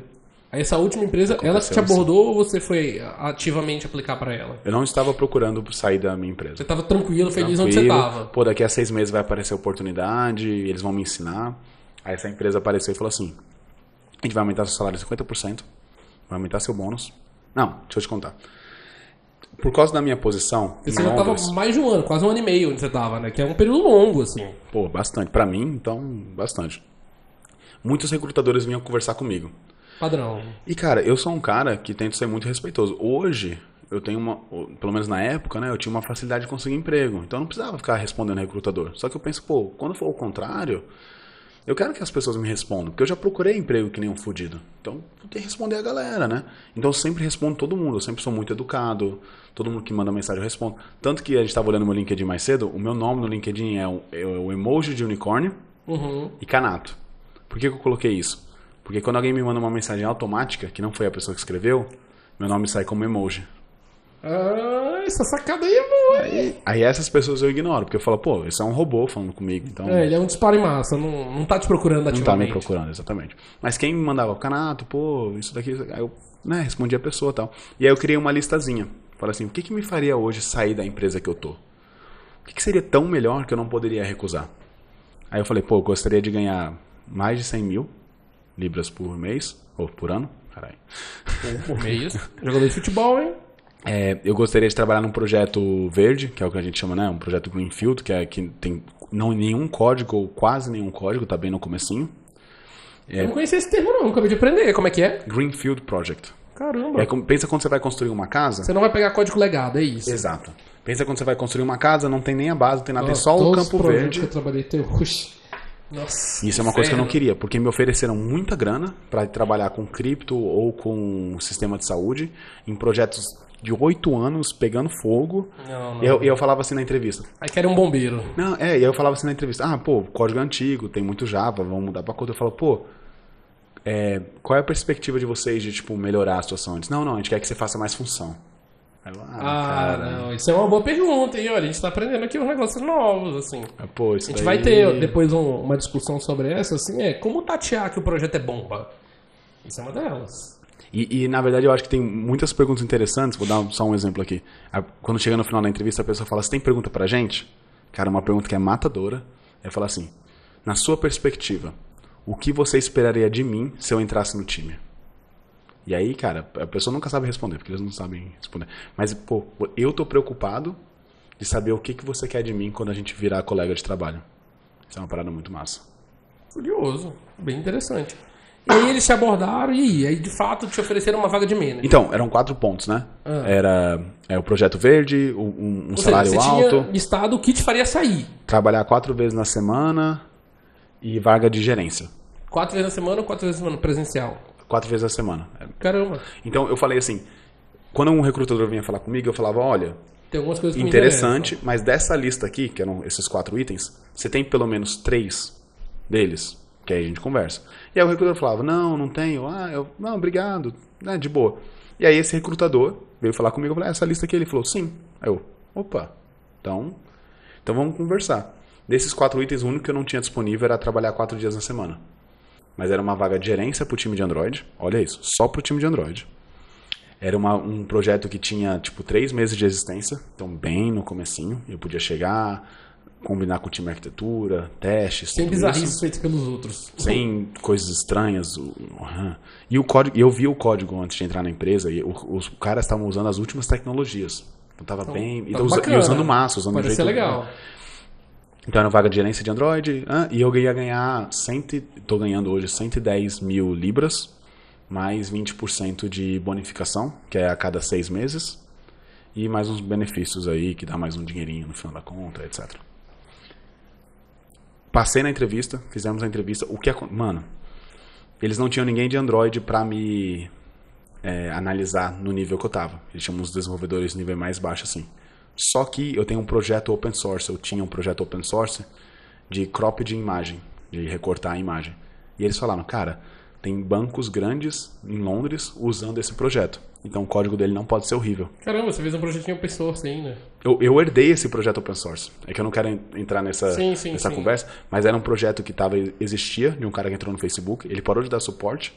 Eu achei um bug nesse projeto. Em vez de consertar só no meu código, lá quando eu trabalhava na Nadpop, que foi a minha primeira empresa em Londres, em vez de eu consertar só para mim, eu forquei o projeto, consertei para todo mundo, comecei a manter, mudei para Kotlin, isso virou um chamariz para mim. Falei, pô, o cara mantém um projeto open source que é usado em muitas coisas. Quer ver um aplicativo que usa? Splitwise. Vocês estão tentando entrar aí no mercado de trabalho, essa estratégia é boa. Procura um projetinho open source aí e tenta contribuir, cara. E se aprende muito, velho. Gente, eu não tinha pensado nisso. São 2 coisas aqui que você trouxe. A importância de manter um projeto real, não essas copy and paste que vocês fazem aí de teste de internet. E estabelecer meta. Por que eu mudaria de emprego? Às vezes a gente vai muito pelo dinheiro, né? Eu, pelo menos, me fiz reflexão rapidamente aqui. Só que, cara, hoje eu recuso propostas até melhores do que eu já tenho. Por conta disso. Cara, eu não vou sair de um lugar onde tá tudo certo. Tá funcionando. O negócio tá funcionando. É legal trabalhar com as pessoas. Tá acontecendo pra ir pra um lugar caótico que tá pagando muito porque é um bombeiro, na verdade. Exato. Mas o que te faria? Seria um lugar menos caótico? Não sei, mas é algo que eu teria que parar e estabelecer minha meta. Às vezes é ganhar o que você ganha hoje, trabalhando menos, talvez. Não seria absurdo. Interessante isso. Trouxe aqui uma reflexão bacana. Sim.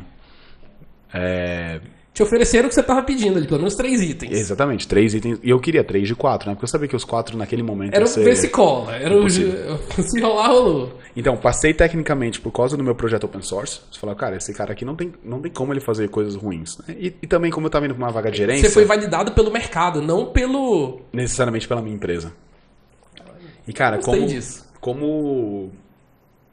como eu tava indo pra uma vaga de gerência, teve muito da conversa de, como eu lido com pessoas. Sim. E aí vem toda essa minha experiência, o quanto que eu cresci, o quanto que eu vi que mentoria é importante, o tanto, como eu trabalhei em muitos lugares, quantos times diferentes, pessoas diferentes, esse negócio de superstar e rockstar, saber respeitar o tempo das pessoas, tudo isso. Te ouvindo aqui, eu entendo que você viveu, né, as diferentes experiências de dev, talvez até de forma mais acelerada. Acho que até a pandemia proporcionou um pouco isso, né, a gente acabou ficando aglutinado e trabalhando muito mais, enquanto algumas áreas pararam, a TI foi sufocada, em outras palavras. Sim. A gente foi um turbilhão de demandas surgiram, tudo é pra ontem. Meu amigo, você tá com medo, você não sabe se seu emprego vai durar, você vai trabalhar, não tem mais nada pra fazer também. Exato. Todo mundo em casa. Todo mundo em casa. E aí todos os aplicativos começaram a usar muito. Aí o final dessa história que foi o que aconteceu. Quando eu passei. Eu tô contratado para trabalhar Android. Uma hora conversando com o meu chefe, antes de entrar na empresa, ele falou assim, pô, tá muito difícil de achar a pessoa que você vai ser pro time de iOS. Aí, moleque, eu cresci o peito.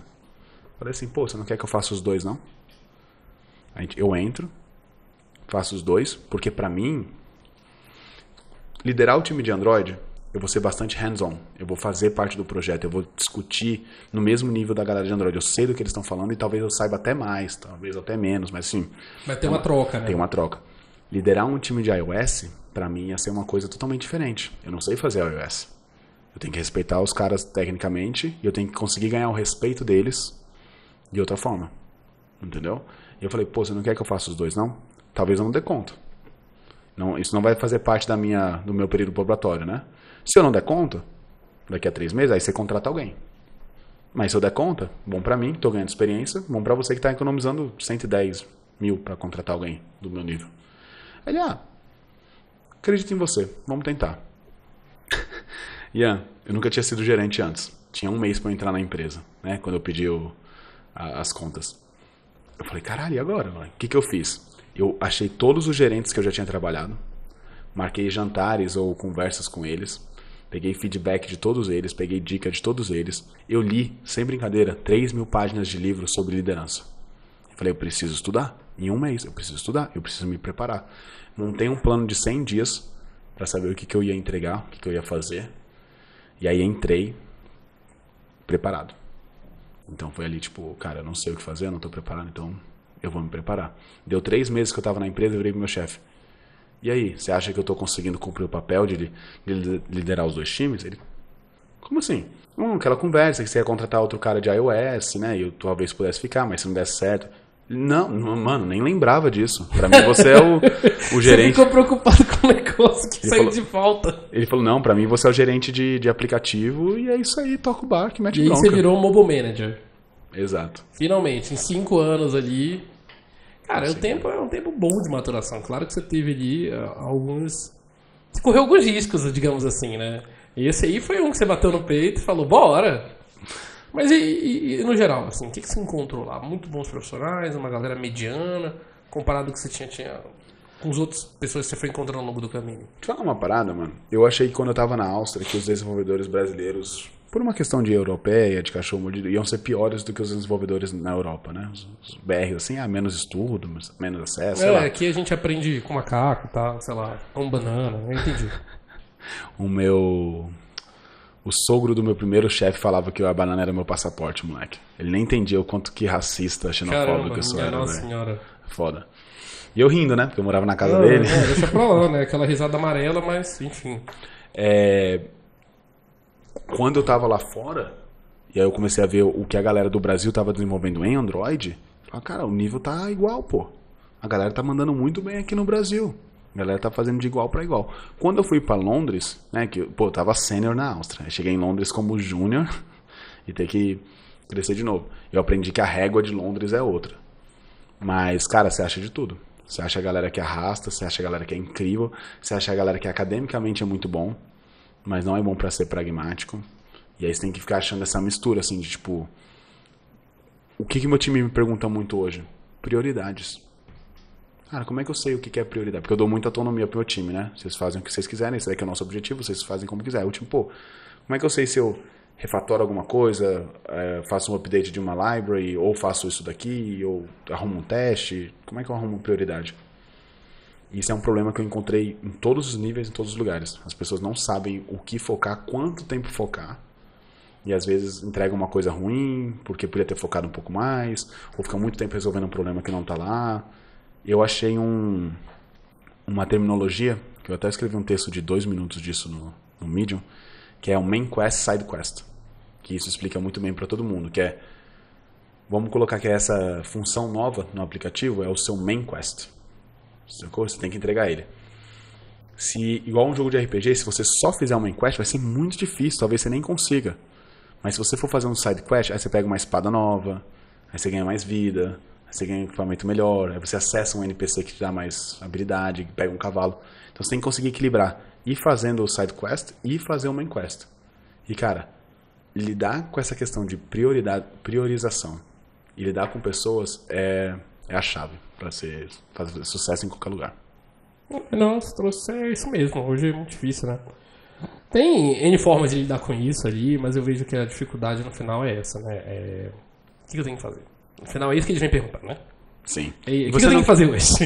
E você não quer trabalhar num lugar que as pessoas te mandam o tempo todo o que você quer fazer. Você quer ter essa autonomia. Acho que tem times e times, e é isso que é legal, ter esse termômetro aí. É difícil. E ele varia muito, não tem resposta certa. Acho que, cara, bacana. E o pessoal que te procurou aí nesse tempo inteiro, assim? Pô, a galera, mal ou bem, você teve sempre contato com o pessoal aqui no Brasil.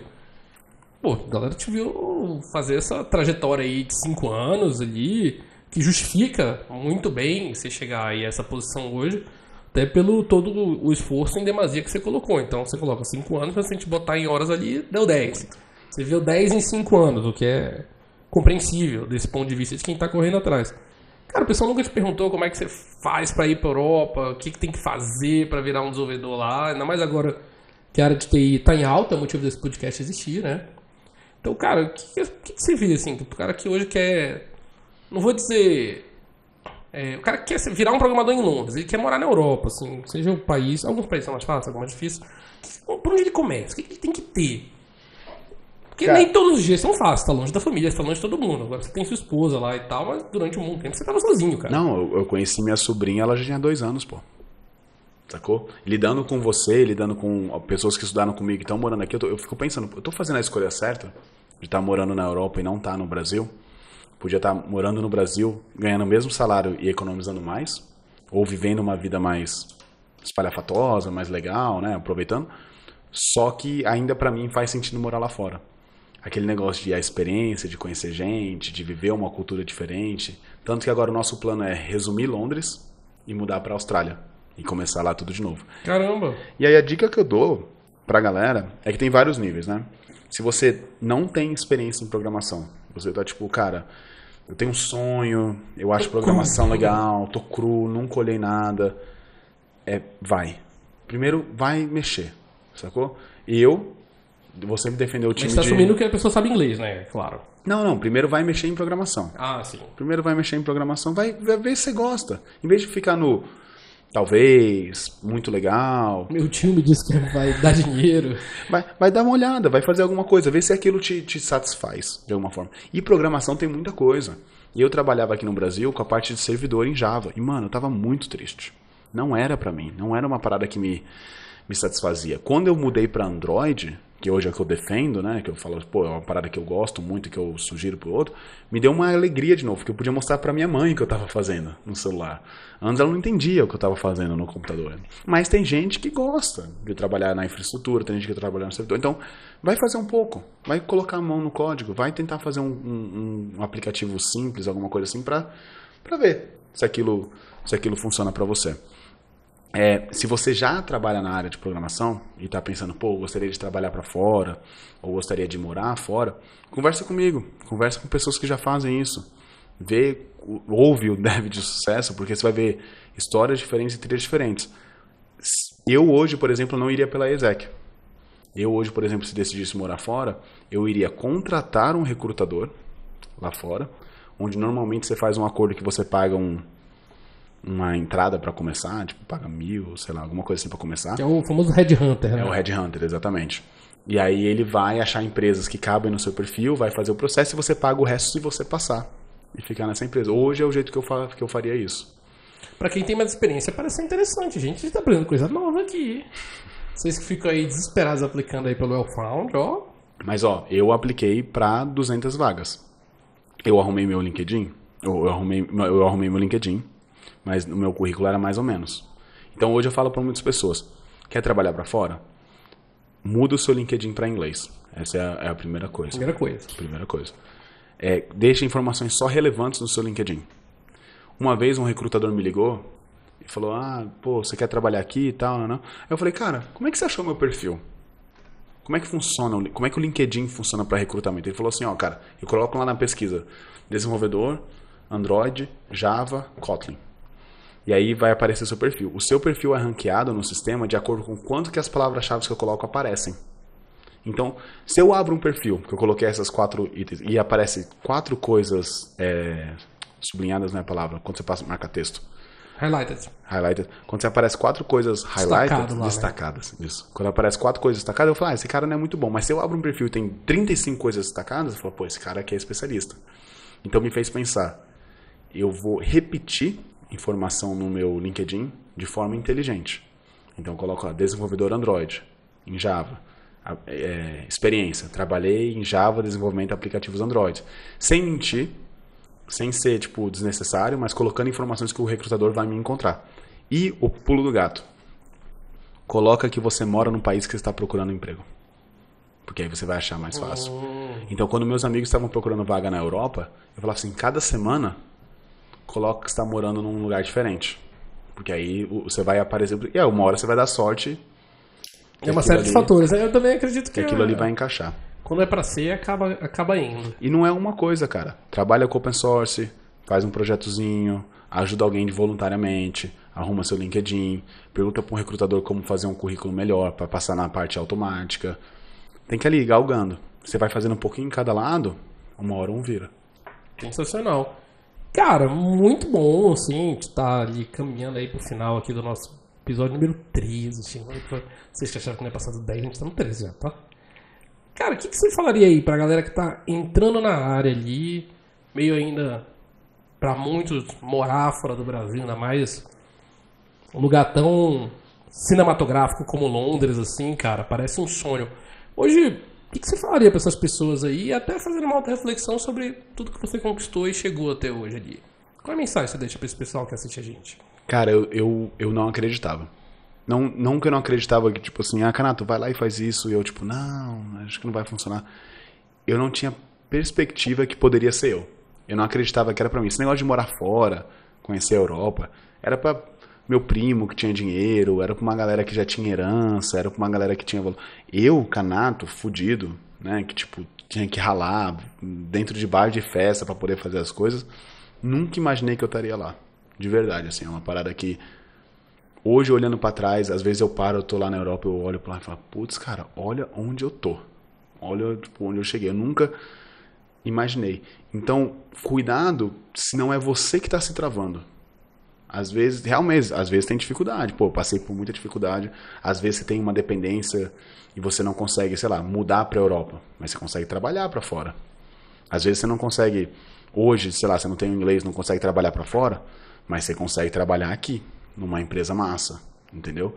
Então, o que foi um problema pra mim, eu demorei muito pra perceber que era possível. Hoje é o que eu falo assim, cara, vai lá e faz, sacou? Não acha muito problema, vai lá e começa a fazer. Vou começar em Android, mas eu não gostei, vou pra iOS, mas foda-se. Vai lá e faz e corre atrás, e quando você entender e colocar um objetivo na sua frente, as coisas encaminham. Sensacional, cara. Cara, queria te agradecer, deixar mais um espaço aberto, tem alguma mensagem, alguma coisa que a gente não tocou que você quer comentar. Mas no mais, é isso. Eu que agradeço o convite.